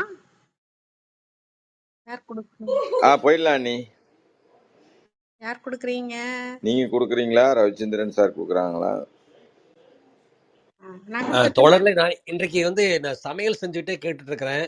அதனால எனக்கு லேப்டாப் எடுத்து குரல்லாம் தேர்ந்து முடியாது. நான் கேட்கிற மட்டும் பின்னூட்டம் கேட்ட மட்டும் செய்யறேன். பதிவு பண்ணிக்கிறேன். நன்றி. வாழ்த்துக்கள். சிறப்பான சமையல் ஆகட்டும். மகிழ்ச்சி சமையல். சிறப்பு சிறப்புங்கய்யா. நான் கொடுத்துடுறேன் ஜாகீர். ஜாகிர் சார் சமையலுக்கெல்லாம் வாழ்த்து சொல்றீங்க. நான் முதல் நாள் பள்ளிக்கு போறேன், எனக்கு சொல்லல. வாழ்த்துக்கள் வாழ்த்துக்கள்ப்பா, உங்களுக்கு. வாழ்த்துக்கள்டா வாழ்த்துக்கள்ப்பா. கலை. அதாவது கலைச்செல்வி அம்மா, நான் எப்படி திரும்ப சொல்லுவேன், தினசரி முதல் நாள் மிச்சம் இருக்கக்கூடிய வாழ்நாளுக்கு வாழ்த்துக்கள் உங்களுக்கு. வாழ்த்துக்கள்ப்பா, வாழ்த்துக்கள்.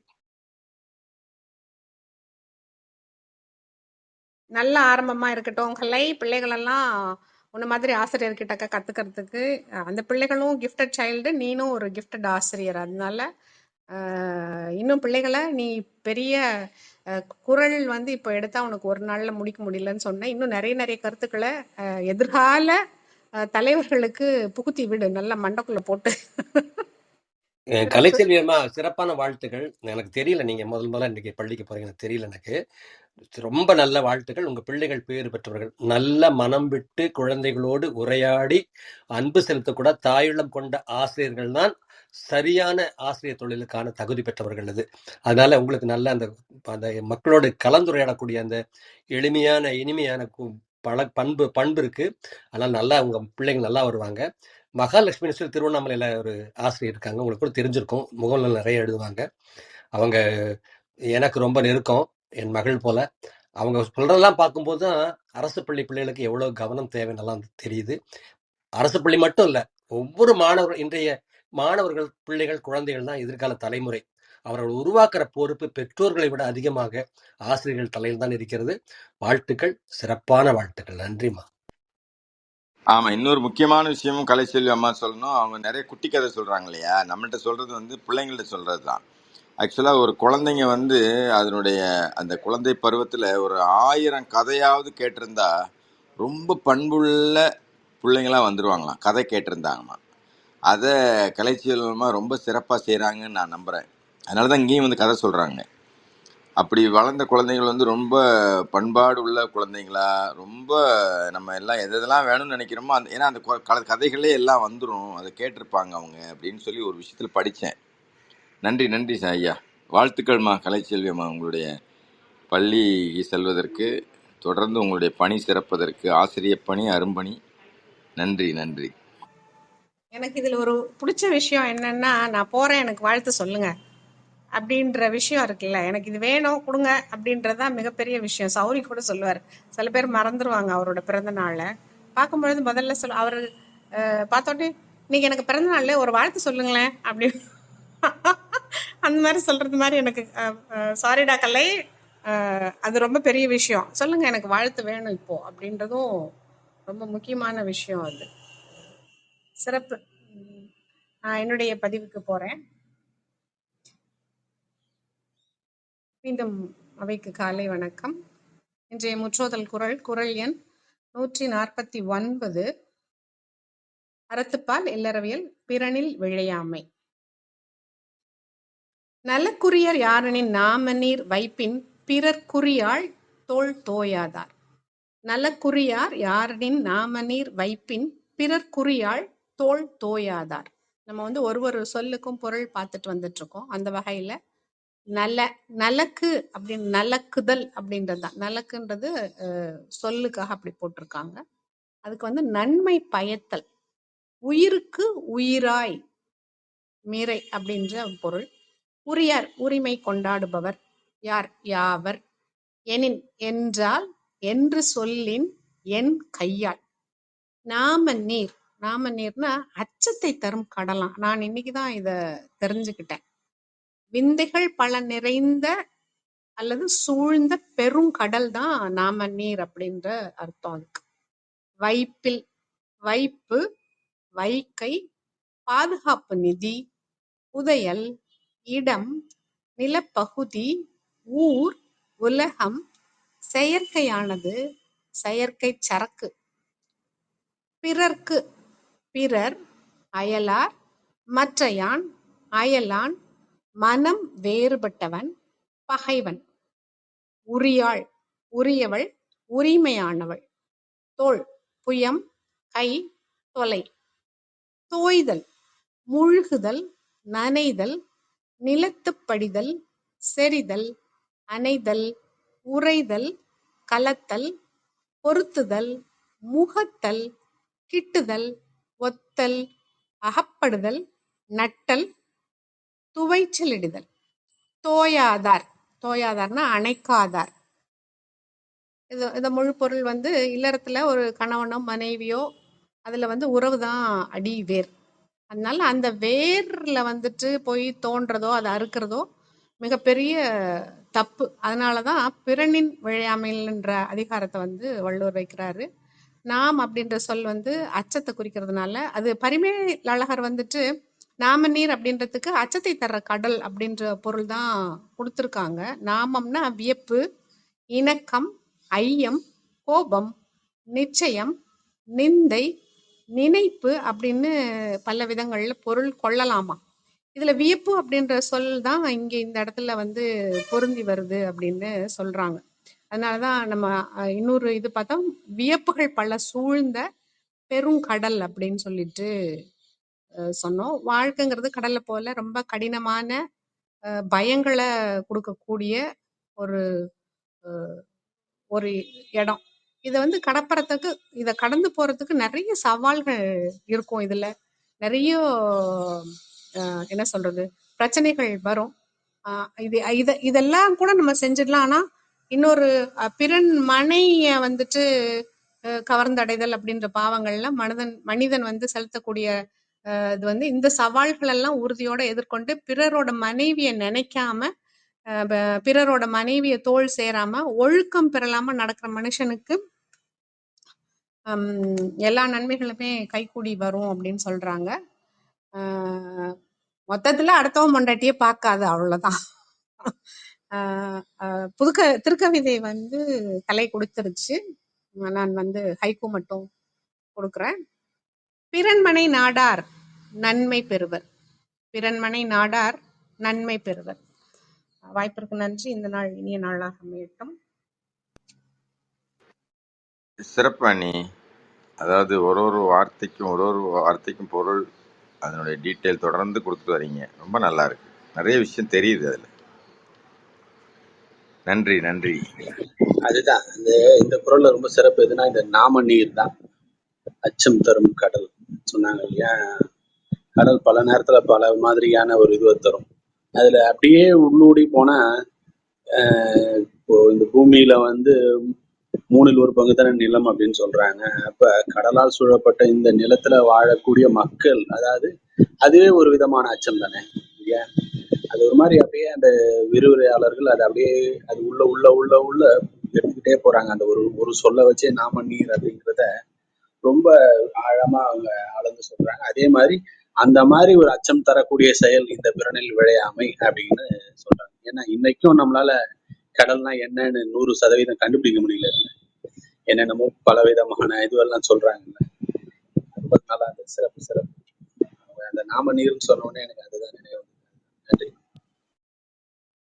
உண்மைதான். நம்ம வந்து கடல்ல வந்து இப்படிதான் அப்படின்னு சொல்லவே முடியாது. இயற்கை பேராற்றல்கள் எல்லாத்தையுமே வந்து மழையா இருக்கட்டும், இல்ல புயல், இல்ல சுனாமி, இல்ல அது மாதிரி நிறைய விந்தைகளை அது தனக்குள்ள பொதிச்சு வச்சிருக்கு. அத நம்ம வந்து சொல்லிடவே முடியாது.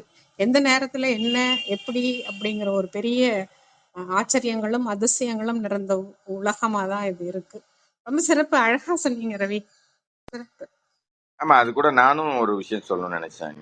அதாவது இந்த பிரபஞ்சத்தின் ஒரு பிம்பமா தான் மனுஷனுடைய படைப்பு இருக்கு. எப்படி உலகத்துல வந்து 3 பங்கு 4 பங்கு நான் படிச்சது 4 பங்கு நீரும் 1 பங்கு நிலமும் தான் இருக்குது அப்படின்னு. அதாவது 70-30 கரெக்டான்னு தெரியாது, கொஞ்சம் முன்ன பின்ன இருக்கலாம் பரப்பளவு.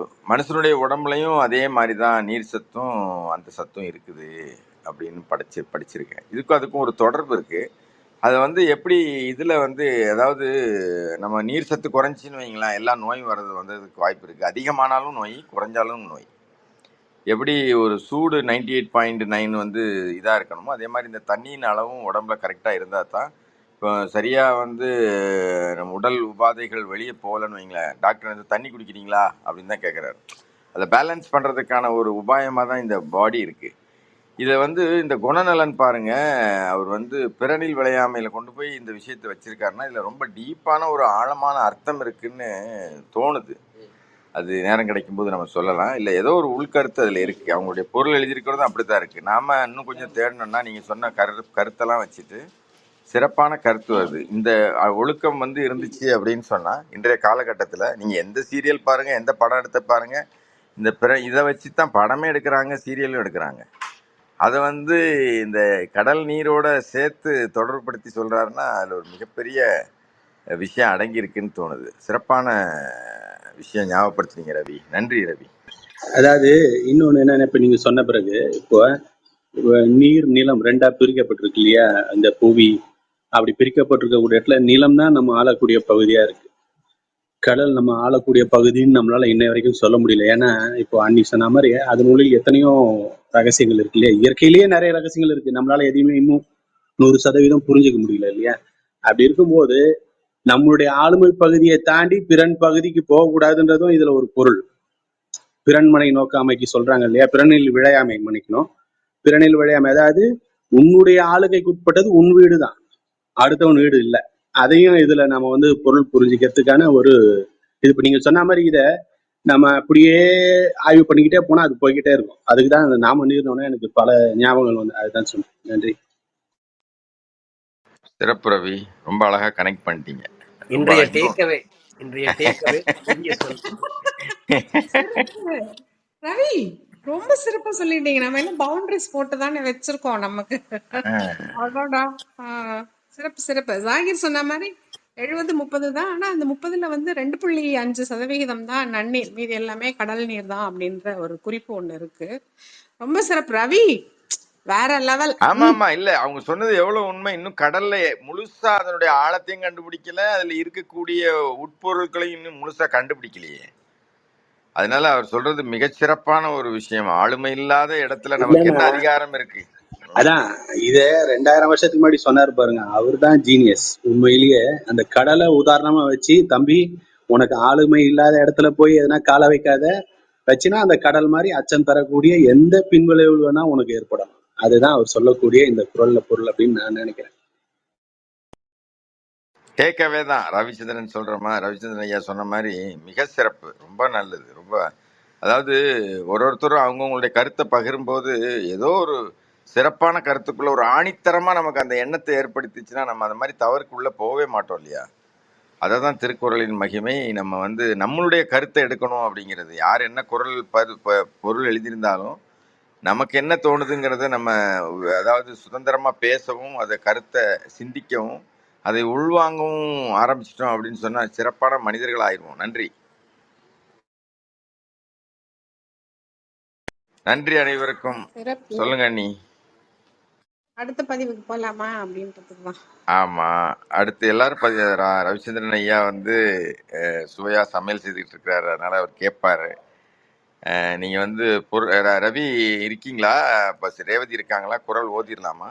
நான் திருக்கு விதை எடுத்துக்கிட்டுமா? எடுத்துக்கங்க.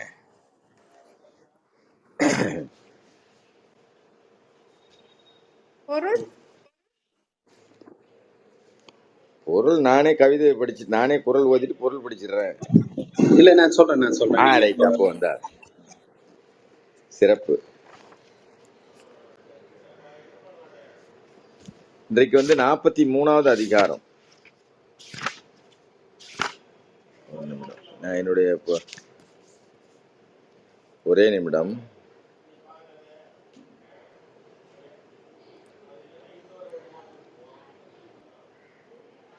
நானும் எடுத்துக்கிறேன். அறிவுடைமை.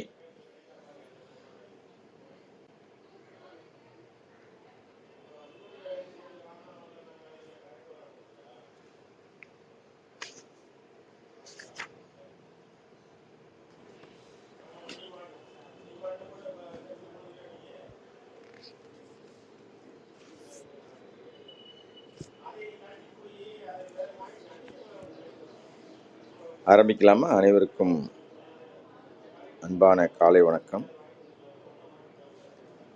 இன்றைக்கான முற்றோதல் குரல்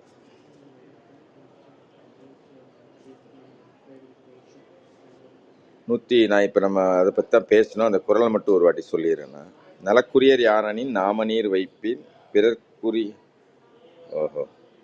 நலக்குரியர் யாரனின் நாமநீர் வைப்பின் பிறர்க்குரியாள் தோள் தோயாதார். கரெக்டா நீ?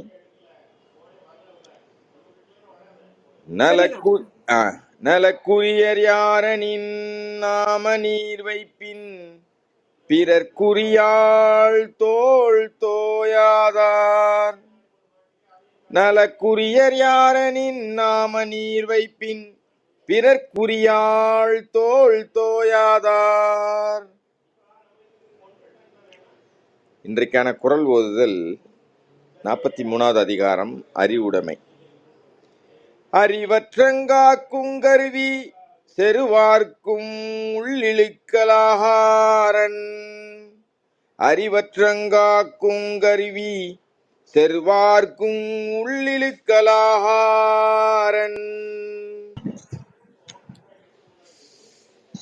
அறிவு அழிவு வராமல் காக்கும் கருவியாகும். அன்றியும் பகை கொண்டு எதிர்ப்பவர்க்கும் அழிக்க முடியாத உள்ளரணும் ஆகும். அறிவுதான் எதிலிருந்தும் காப்பாற்றும் கருவி. பகைவர்கள் நுழையாமல் தடுத்திடும் மதில் ஒன்றை நிறுவி. அறிவுதான் எதிலிருந்தும் காப்பாற்றும் கருவி. பகைவர்கள் நுழையாமல் தடுத்திடும் மதில் ஒன்றை நுழையாமல் இருக்கும்னு நினைக்கிறேன். கொஞ்சம் எழுத்துப்பிள்ளை இருக்கா தெரியல. ஒருவேளை அதுக்கு நுழையாமல்ன்றது அர்த்தம் இருக்குமோ என்னன்னு. சிறப்பு. சென்ற இடத்தால் செலவிடா தீதொரி நன்றின்பால் உய்ப்பதறிவு. சென்ற இடத்தால் செலவிடா தீதொரி நன்றின்பால் உய்ப்பதறிவு.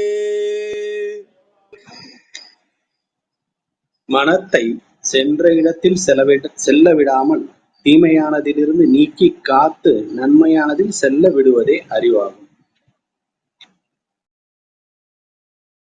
மனம் கிடைத்த இடமெல்லாம் நுழைய வழியல்ல, தெளி. அது தீமைக்குச் செல்லும் திசை நோக்கிச் சென்றால் அழி. மனம் கிடைத்த இடமெல்லாம் நுழைய வழியல்ல, தெளி. அது தீமைக்குச் செல்லும் திசை நோக்கிச் சென்றால் அழி. அறிவாய் அதற்கு நன்மை செல்லும் வழி. அழி மனம்தான். மனம் மனிதன் என்னும் மலையை செதுக்கும் உளி. அறிவாய் அதற்கு நன்மை செல்லும் வழி. அழி மனம்தான் மனிதன் என்னும் மலையை செதுக்கும் உளி.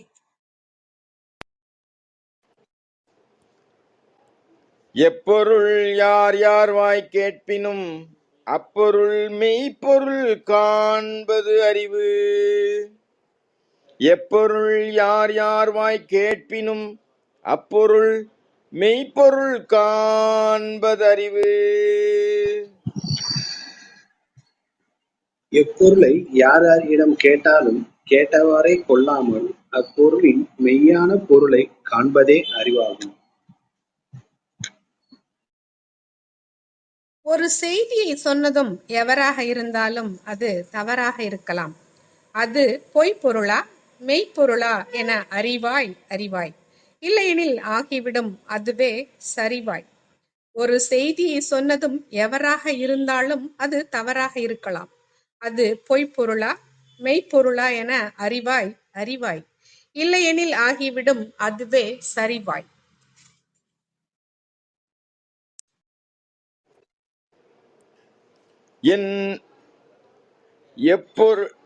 என் பொருள்வாக செலச் சொல்லி தான் பிறர் வாய்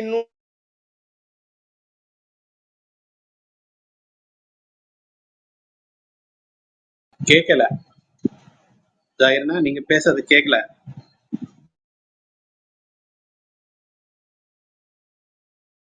ஜாகிர்,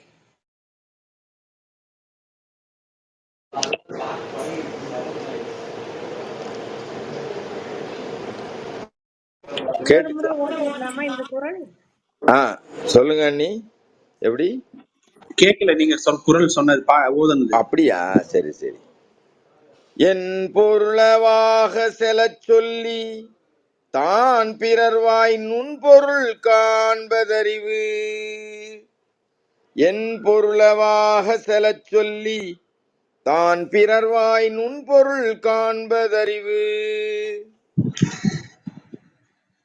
தான் சொல்லுவன எளிய பொருளுடையவனவாக பதியுமாறு சொல்லி தான் பிறரிடம் கேட்பவற்றின் நுட்பமான பொருளையும் ஆராய்ந்து காண்பது அறிவாகும்.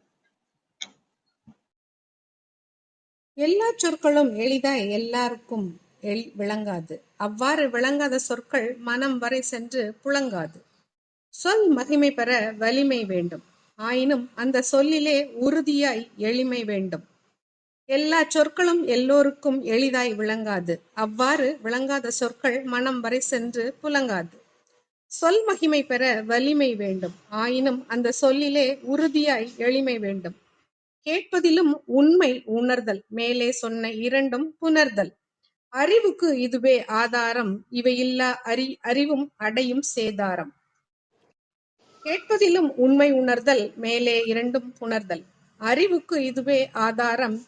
இவையில்லா அறிவும் அடையும் சேதாரம். உலகம் தளிய தொட்பம் மலர்தலும் கூம்பலும் இல்லதறிவு. உலகம் தளிய தொட்பம் மலர்தலும் கூம்பலும் இல்லதறிவு. உயர்ந்தோரே உலகோர் எனப்படுவதால் அவர்களுடன் நட்பு கொண்டு இன்பம் துன்பம் ஆகிய இரண்டையும் ஒரே நிலையாகக் கருதுவதே அறிவுடைமையாகும்.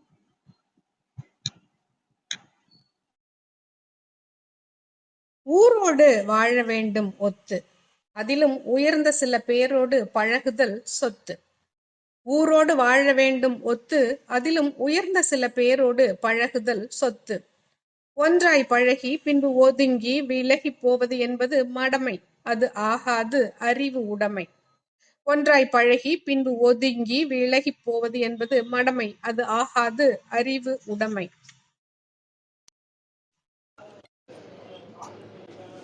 எவ்வதுரைவது உலகம் உலகத்தோடு அவ்வதுரைவது அறிவு. எவ்வதுரைவது உலகம் உலகத்தோடு அவ்வதுரைவது அறிவு. உயர்ந்தோர் வழியில் உலகம் எவ்வாறு நடைபெறுகின்றதோ அதற்கேற்ப நடந்து கொள்வதே அறிவாகும். அத்து வாழ்தல் அழிவைத் தரும். ஒத்து வாழ்தல் உயர்வைத் தரும். இந்த அத்துன்றது நம்ம கலோக்கியெல்லாம் சொல்றோம் இல்லையா, அந்த அத்து. அத்து வாழ்தல் அழிவைத் தரும். ஒத்து வாழ்தல் உயர்வைத் தரும்.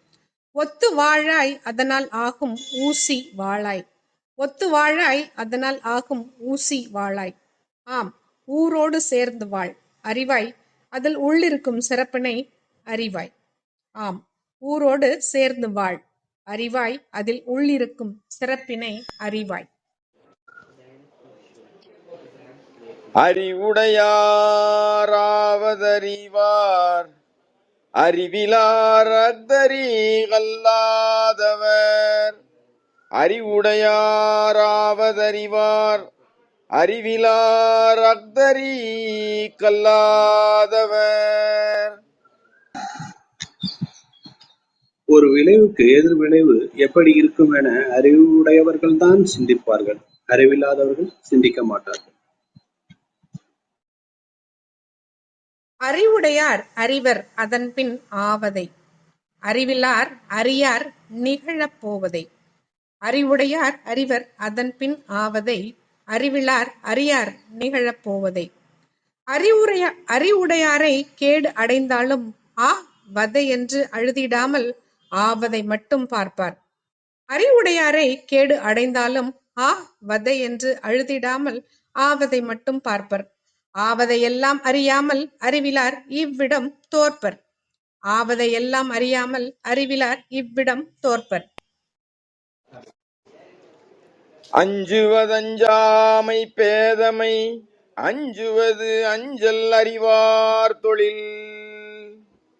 அஞ்சுவதஞ்சாமை பேதைமை அஞ்சுவது அஞ்சல் அறிவார் தொழில். அறிவில்லாதவர்கள்தான் அஞ்ச வேண்டியதற்கு அஞ்ச மாட்டார்கள். அறிஞர்கள் மட்டுமே அஞ்ச வேண்டியதற்கு அஞ்சுவார்கள். அஞ்ச வேண்டியதற்கு அஞ்சாவிட்டால் அறிவுடையார் மத்தியில் அவன் ஒரு முட்டாள். அஞ்ச வேண்டியதற்கு அஞ்சாது விட்டால் அறிவுடையார் மத்தியில் அவன் ஒரு முட்டாள். அறிவுடையார்க்கும் வரும் அச்சம் ஆம் சில நேரம் அறிவெல்லாம் இரண்டாம் பட்சம். அறிவுடையார்க்கும் வரும் அச்சம் ஆம் சில நேரம் அறிவெல்லாம் இரண்டாம் பட்சம்.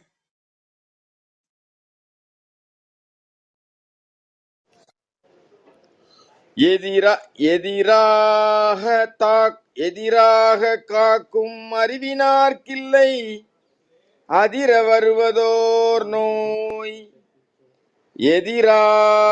எதிராத்தா காக்கும் கரெக்டா? அது எதிரதா காக்கும். எதிரதா காக்கும். எதிரதா காக்கும் அறிவினார்க்கில்லை அதிர வருவதோர் நோய். வருமுன் அறிந்து காத்துக்கொள்ளும் திறனுடையவர்களுக்கு அதிர்ச்சி தரக்கூடிய துன்பம் ஏற்படாது. வருங்காலம் துன்பம் தருங்காலம் என்பதை வருமுன் அறிவுடையார் அறிந்து கொள்வார். வரப்போகும் துன்பத்தை அறிந்து கொள்வார். வருங்காலம் துன்பம் தருங்காலம் என்பதை வருமுன் அறிவுடையார் அறிந்து கொள்வார். வரப்போகும் துன்பத்தை அறிந்து கொள்வார். வருங்காலம் தராது அவர்களுக்கு பேர் இடி, நெருங்காது எப்பவும் அவர்களை நோய் நொடி. வருங்காலம் தராது அவர்களுக்கு பேர் இடி, நெருங்காது எப்பவும் அவர்களை நோய் நொடி. அறிவுடையார் எல்லாம் உடையார் அறிவிலார் என்னுடையரேனும் இலர். அறிவுடையார் எல்லாம் உடையார் அறிவிலார் என்னுடையரேனும் இலர். அறிவு இல்லாதவர்களுக்கு வேறு எது இருந்தாலும் பெருமை இல்லை. அறிவு உள்ளவர்களுக்கு வேறு எது இல்லாவிட்டாலும் சிறுமை இல்லை. அறிவுடையார் ஏழ்மையாயினும் கீழ்மை அல்ல. அறிவிலார் வளமை இருந்தும் புலமை அல்ல. அறிவுடையார் ஏழ்மை ஆயினும் கீழ்மை அல்ல. அறிவிலார் வளமை இருந்தும் புலமை அல்ல. முன்னவர் எதுவுமின்றி எல்லாம் உடையார், பின்னவர் எல்லாம் தன்னிடம் இருந்தும் கடையவர். முன்னவர் எதுவுமின்றி எல்லாம் உடையர், பின்னவர் எல்லாம் தன்னிடம் இருந்தும் கடையவர். நன்றி. குறள் வெடுத்துவது நான் படிக்கிறேன். 43வது அதிகாரம் அறிவுடைமைக்கு. அழிவில்லா வாழ்வுக்கு அறிவுடைமை அரணாகும். கோவேந்தர் கட்டியுள்ள கோட்டைக்கு சுவர் போல. தவறான பாதையிலே தன் மனதை செலுத்தாமல் நல்வழியில் நடப்பதுதான் நல்லறிவாம் என்று சொல்லு. அறிவுடையோர் சொன்னாலும் அறியாதார் சொன்னாலும் அப்பொருளின் உண்மையினை அறிந்து கொள்ளல் நன்றாகும். உயர்ந்தோர் சொல்லும் வழியில் ஒழுகுவது நன்றாகும். இன்ப துன்பம் இரண்டையுமே ஏற்பதுதான் அறிவுடைமை. எந்த ஒரு ஒழுக்கத்தில் இவ்வுலகம் வாழ்கிறதோ அவ்வழியே போவதுதான் அறிவுடைமை என்று சொல்லு. இல்லாத செல்வமில்லை இவ்வுலகில், இருந்தாலும் செல்வங்கள் இலவாகும் அறிவிலிக்கு. வருமுன்னர் காக்கின்ற வழியறிந்தார் ஒருவருக்கு வருந்துகின்ற நோய் எதுவும் வாராது என்று சொல்லு. நன்றி. ஹைக்கூ படிக்கிறீங்களா நீ? ஹைக்கூ எடுத்துக்கிறேன், ஒரே நிமிஷம்.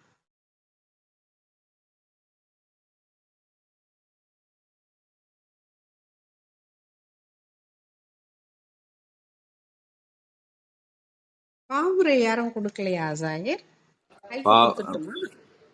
நீங்க ஹைக்கூ கொடுத்துருங்க. நீ சரி. அறிவுடைமை. அழிவு நின்று காக்கும் அரண் அறிவு. அழிவு நின்று காக்கும் அரண் அறிவு. அடங்கா மனதின் அங்குசம் அறிவு. அடங்கா மனதின் அங்குசம் அறிவு. உரைப்பவர் யாராயினும் அறிக உண்மை. உரைப்பவர் யாராயினும் அறிக உண்மை. பதிய பகர்ந்து நுட்பமறிதல் அறிவு. பதிய பகர்ந்து நுட்பமறிதல் அறிவு. இன்பத்தில் தன்னை மறவாமை, துன்பத்தில் துவளாமை அறிவு.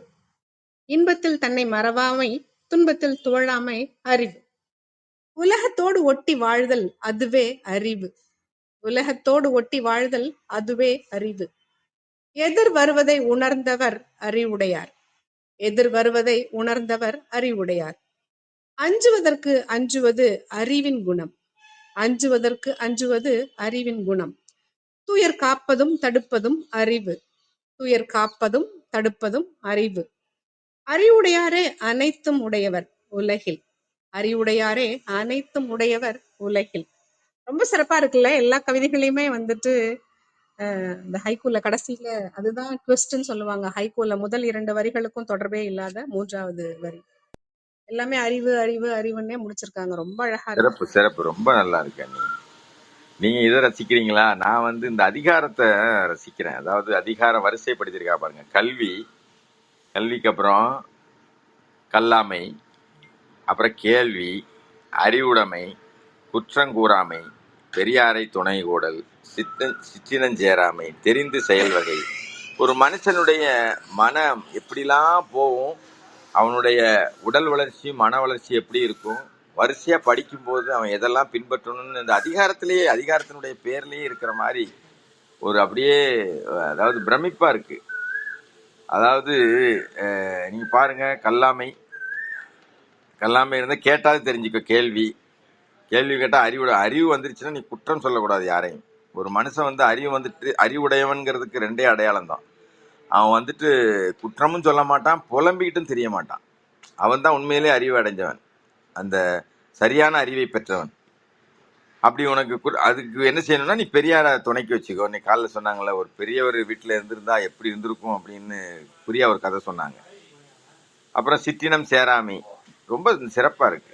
திருக்குறள் வந்து நம்ம வந்து படிக்கும்போது படிக்கல, ஆனா இப்ப இந்த அவையின் மூலயமாக தினசரி படிக்கும்போது, அதுவும் இன்னைக்கு அந்த நாமநீர் அந்த விஷயத்தெல்லாம் பேசும்போது ஒரு சிறப்பான விஷயத்துக்கு நம்ம வந்து சிறப்பான நண்பர்களோட இருக்கிறோங்கிறது வந்து ரொம்ப தெளிவா புரியுது. நன்றி அனைவருக்கும்.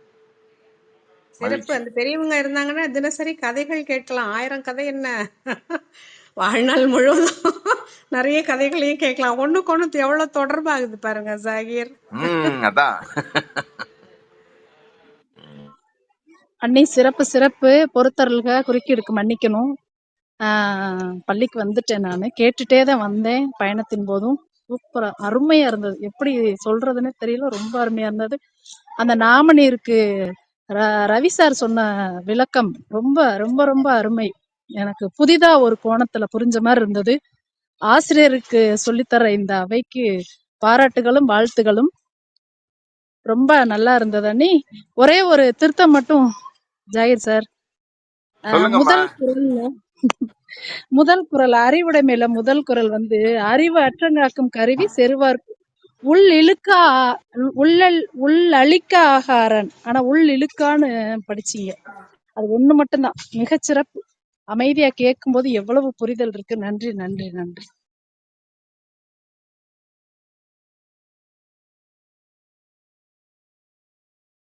சிறப்புடா, சிறப்பு சிறப்பு. நன்றி அண்ணி, நன்றி கலைச்செல்வி அம்மா. நீங்க வந்து நான் பாருங்க மைக் ஆன் பண்ணாம பேசிட்டு இருக்கேன். அந்த நான் படிச்சிருக்கிற புத்தகத்திலயும் அந்த அதாவது பிரிண்டிங் மிஸ்டேக்ல அது தெரியல, நான் வச்சிருக்கிற ஆப்ல அப்படிதான் இருந்துச்சு. நான் திருத்திக்கிறேன். நன்றி நன்றி. அறிவு அற்றங்காக்கும் கருவி, திருப்பி ஒரு அறிவு அற்றங்காக்கும் கருவி செருவார்க்கும் உள்ளிழுக்கலாகாரன் தானே. அழிக்க முடியாத பெரிய பாதுகாப்பு. உள்ளழிக்கலாகாரன். சிறப்புமா. நன்றி நன்றி ஜாகிர் சார். நான் வந்து வயசுல சின்னவளா இருந்தாலும் அந்த திருத்தத்தை ஏத்துக்கிறீங்க பாருங்க. அந்த பணிவு தான் உங்களை கோபுரத்துக்கு கொண்டு போயிருக்கு. நன்றி நன்றி நன்றிமா. அப்படிலாம் ஒன்றும் இல்லைம்மா. நம்ம வந்து தொடர்ந்து கத்துக்கிட்டே இருக்கணும். கடைசி வரைக்கும் கற்றுக்கொள்வதுதான் முடிவுறாத ஒரு செயல். அதுல வந்து யார் திருத்தினா என்ன இருக்கு, அதெல்லாம் ஒன்றும் பிரச்சனையே இல்லை. நீங்க எப்ப வேணாலும் திருத்தலாம். நன்றி நன்றி. நீ சொன்னில்லடா நாமநீருக்கு நம்ம கத்துக்கிறோம்ல நிறைய விஷயங்கள். இது வந்து இந்த தளம் வந்து அதுக்கு உண்டான அடித்தளமா இருக்கு. நம்ம வந்து நம்மளோட இதை வந்து புரிஞ்சுக்கிறோம். நமக்கு என்ன தேவை, நம்மளை எப்படி அடுத்த நிலைக்கு கொண்டு போகலாம் அப்படின்ற விஷயங்கள் எல்லாம் இங்க கத்துக்கிறோம். அதனால திருத்தங்கள் வந்து வரவேற்கத்தக்கது. அவ்வளவுதான். இன்னொரு விஷயம் சொல்லணும்னு நினைக்கிறேன். நம்ம இன்னும் அதாவது இந்த முற்றோதல் குரல்ல வந்து நம்ம நாளைக்கு என்ன குரல் வரப்போகுதுன்னு எல்லாருக்குமே தெரியும். நல்ல ஒரு வாட்டி ஹோம்ஒர்க் பண்ணிட்டு வந்து அது வந்து நம்ம கோணத்தை சொன்னா இன்னும் சிறப்பா இருக்கும்னு நினைக்கிறேன். நன்றி நன்றி. ஆமா, அவங்களோட அனுபவங்களை வந்து சொல்லலாம். உண்மைதான். முயற்சி செய்வோமே நாளையில இருந்து. சிறப்பு சிறப்பு.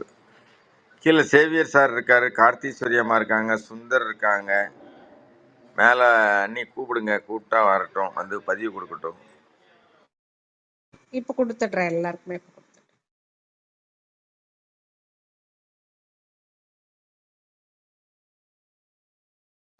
சிறப்பு அண்ணி, எல்லாரும் பதிவு கொடுத்துட்டாங்க. வேற யாரும்? வணக்கம் அரவிந்த். நவீன அதாவது மாடர்ன் டே திருவள்ளுவர் வருக, வெல்கம். வணக்கம் அரவிந்த். இன்றைக்கான முற்றோதல் குரலுக்கு வந்து மிகப்பெரிய ஒரு அனுபவம் கிடைச்சிச்சு இன்னைக்கு. பொருள் சொல்லி பல பேர் சொல்லி நீங்க உங்களுடைய இதையும் சொல்லுங்க. நன்றி. திருச்சபைக்கு வணக்கம். வணக்கம் தோழர். சிறப்பு. எல்லாரும் பதிவிட்டுட்டீங்களா? ஆமா, எல்லாரும் முடிந்தது. உங்க பதிவுக்காக காத்துட்டு இருக்கோம். அதே மாதிரி நம்ம வந்து முதல்ல நான் சொன்னது கேட்டுச்சான்னு தெரியல. நம்ம இன்றைக்கான முற்றோதல் குரலுக்கு வந்து ஒரு சிறப்பான விளக்கம் கிடைச்சிச்சு. ரவி ரொம்ப அழகா தொடர்புபடுத்தி சொன்னாரு. எல்லாரும் அதை ஆமோதித்து இன்றைக்கான டேக்அவே அப்படின்னு ரவிச்சந்திரன் சார் எடுத்துட்டு போயிட்டாரு. ஓ, அருமை. பிறனில் விளையாமை.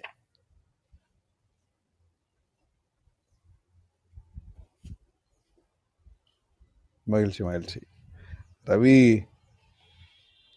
ரவியுடைய பதிவுனா நம்ம வந்து அது கேட்கவே தேவையில்லை. எப்படி வந்திருக்குன்னு புரிந்துக்க முடியுது.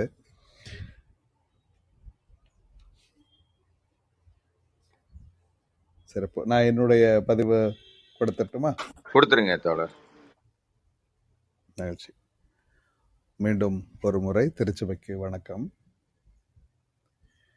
இன்றைய முற்றோதல் குரல் அதிகாரம் பிறனில் விளையாமை, குரல் எண் 149. நலக்குரியார் யாரெனின் நாமநீர் வைப்பின் பிறர்க்குரியான் தோள்தோயாதார். நலக்குரியார் யாரெனின் நாமநீர் வைப்பிற் பிறர்க்குரியோ ரோயாதார். நலக்குரியார் யாரெனின் நாமநீர் வைப்பிற் பிறர்க்குரியா டோடோயாதார். இதற்கான விளக்கம் எல்லாருமே நீங்க பார்த்துருப்பீங்கன்னு நினைக்கிறேன். நேரடியாக என்னுடைய பதிவுக்கு போறேன். கடந்த சில நாட்களாக திருக்குறளுக்கு தொண்டாற்றிய அறிஞர் பெருமக்கள் பற்றி பார்த்து கொண்டு வருகிறோம். நேற்று சரவண பெருமாளையர் என்கிற ஒரு அறிஞரை பற்றி பார்த்தோம். இன்றைக்கு G U Pope, doctor G U Pope 24/4/1820 அன்று பிறந்தவர். 11/2/1908 வரை வாழ்ந்திருக்கிறார். அவர் பிறந்தது கனடாவில், படித்தது லண்டனில். தமிழ்நாட்டிற்கு வந்து 40 ஆண்டுகளுக்கு மேலாக தமிழுக்கு தொண்டாற்றி இருக்கிறார்.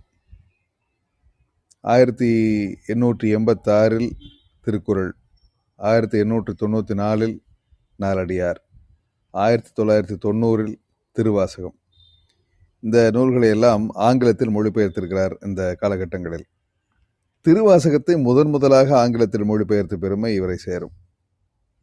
இங்கிலாந்து பல்கலைக்கழகத்தில் 1885 முதல் 1908 வரை தமிழ் தெலுங்கு மொழிகளை கற்பிக்கும் பேராசிரியராக பணியாற்றியவர். புறப்பொருள் வெண்பா மாலை, புறநானூறு, திருவருட்பயன் ஆகிய நூல்களை பதிப்பித்து வரும் கூட. சமயப்பணி புரிவதற்காக, சமயப்பணி என்பது அவருடைய கிறிஸ்தவ மதத்தை பரப்புவதற்காக 1839 தமிழ்நாட்டிற்கு வந்திருக்கிறார். சென்னையில் சாந்தோம் பகுதியிலும் பின்னர் தூத்துக்குடி சாயர்புரத்திலும் தங்கி தன்னுடைய சமய பணியையும் தமிழ் பணியையும் செய்து வந்திருக்கிறார். தமிழ், தெலுங்கு, சமஸ்கிருதம் ஆகிய மும்மொழிகளிலும் கற்று தேர்ந்து புலமை பெற்றவராக இருந்திருக்கிறார்.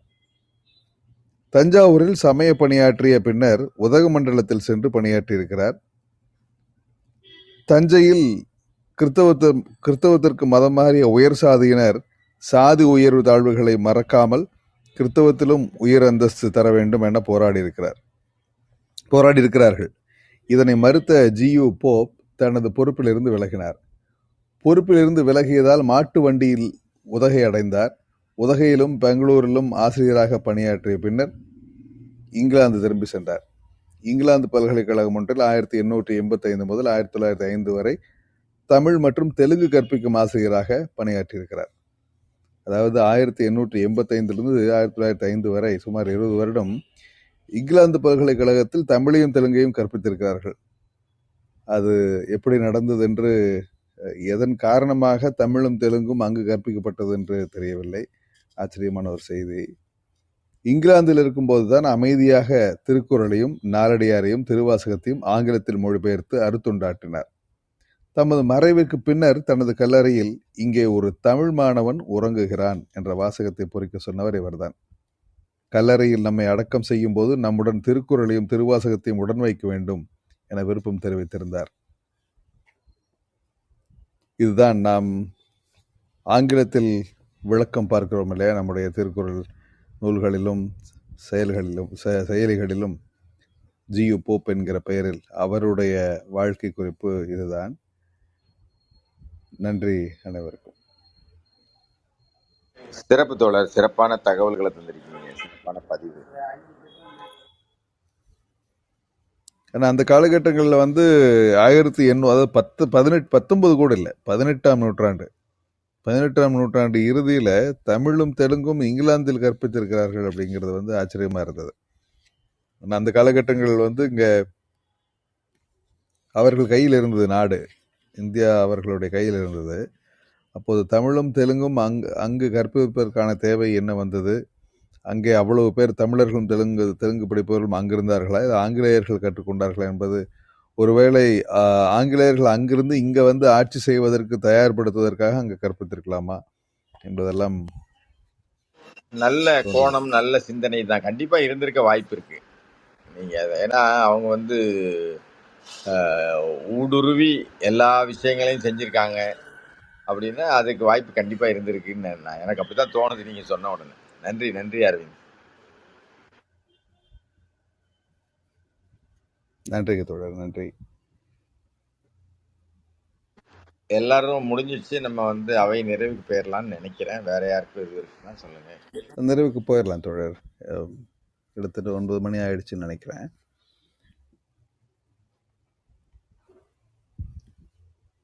சரி, நான் இப்போ திருவள்ளுவர் மாலைக்கு போகலாமா? சிறப்பு. சரி, இன்றைய திருவள்ளுவர் மாலை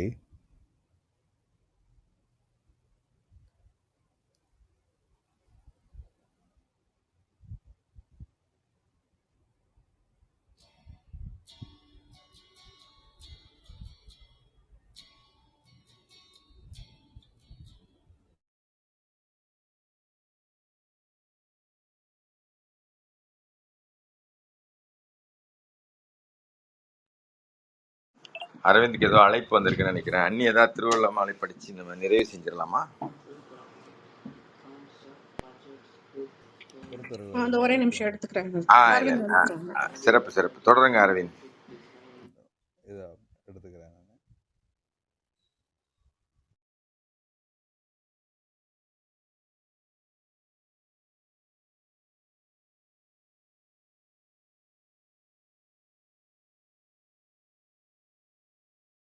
இன்றைய திருவள்ளுவர் மாலை கவிமணி தேசிக விநாயகம் பிள்ளை அவர்களுடைய திருவள்ளுவர் மாலை.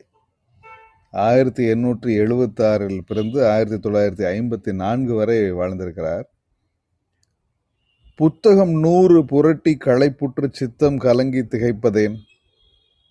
புத்தகம் 100 புரட்டி களைப்புற்று சித்தம் கலங்கி திகைப்பதேன். வித்தகன் தெய்வ புலவன் திருவள்ளுவர் சொன்ன பொய்யில் மொழி இருக்கும் போது. புத்தகம் 100 புரட்டி களைப்புற்று சித்தம் கலங்கி திகைப்பதேன் வித்தகன் தெய்வ புலவன் திருவள்ளுவன் சொன்ன பொய்யில் மொழியிருக்கும் போது மக்களுக்கு மாநிலத்தில் வாழ்க்கை வழிகளெல்லாம் சிக்கலற காட்டினலம் செய்நூலாம் மிக்க புகழ் செந்தமிழ் செல்வ திருக்குறளை நெஞ்சமே சிந்தனை செய்வாய் தினம். மக்களுக்கு மாநிலத்தில் வாழ்க்கை வழிகளெல்லாம் சிக்கலற காட்டி நலம் செய் நூலாம் மிக்க புகழ் செந்தமிழ் செல்வ திருக்குறளை நெஞ்சமே சிந்தனை செய்வாய் தினம் என்கிற மிக அழகான வரிகளை எளிமையான சொற்களில் அழகான சந்த கவிதையை எழுதியிருக்கிறார், மரபு கவிதை எழுதியிருக்கிறார். நன்றி அனைவருக்கும். நிகழ்வின் நிறைவுக்கு வந்துவிட்டோம். எப்பொழுதும் போல இன்றைக்கும் மிக சரிவான பதிவுகளாகவும் ஆழ்ந்த சிந்திக்க வைக்கும் கருத்துக்களாகவும் பதியப்பட்டிருக்கும் என்று நம்புகிறேன். மீண்டும் நாளை காலை இதே நேரம் இணைவோம்.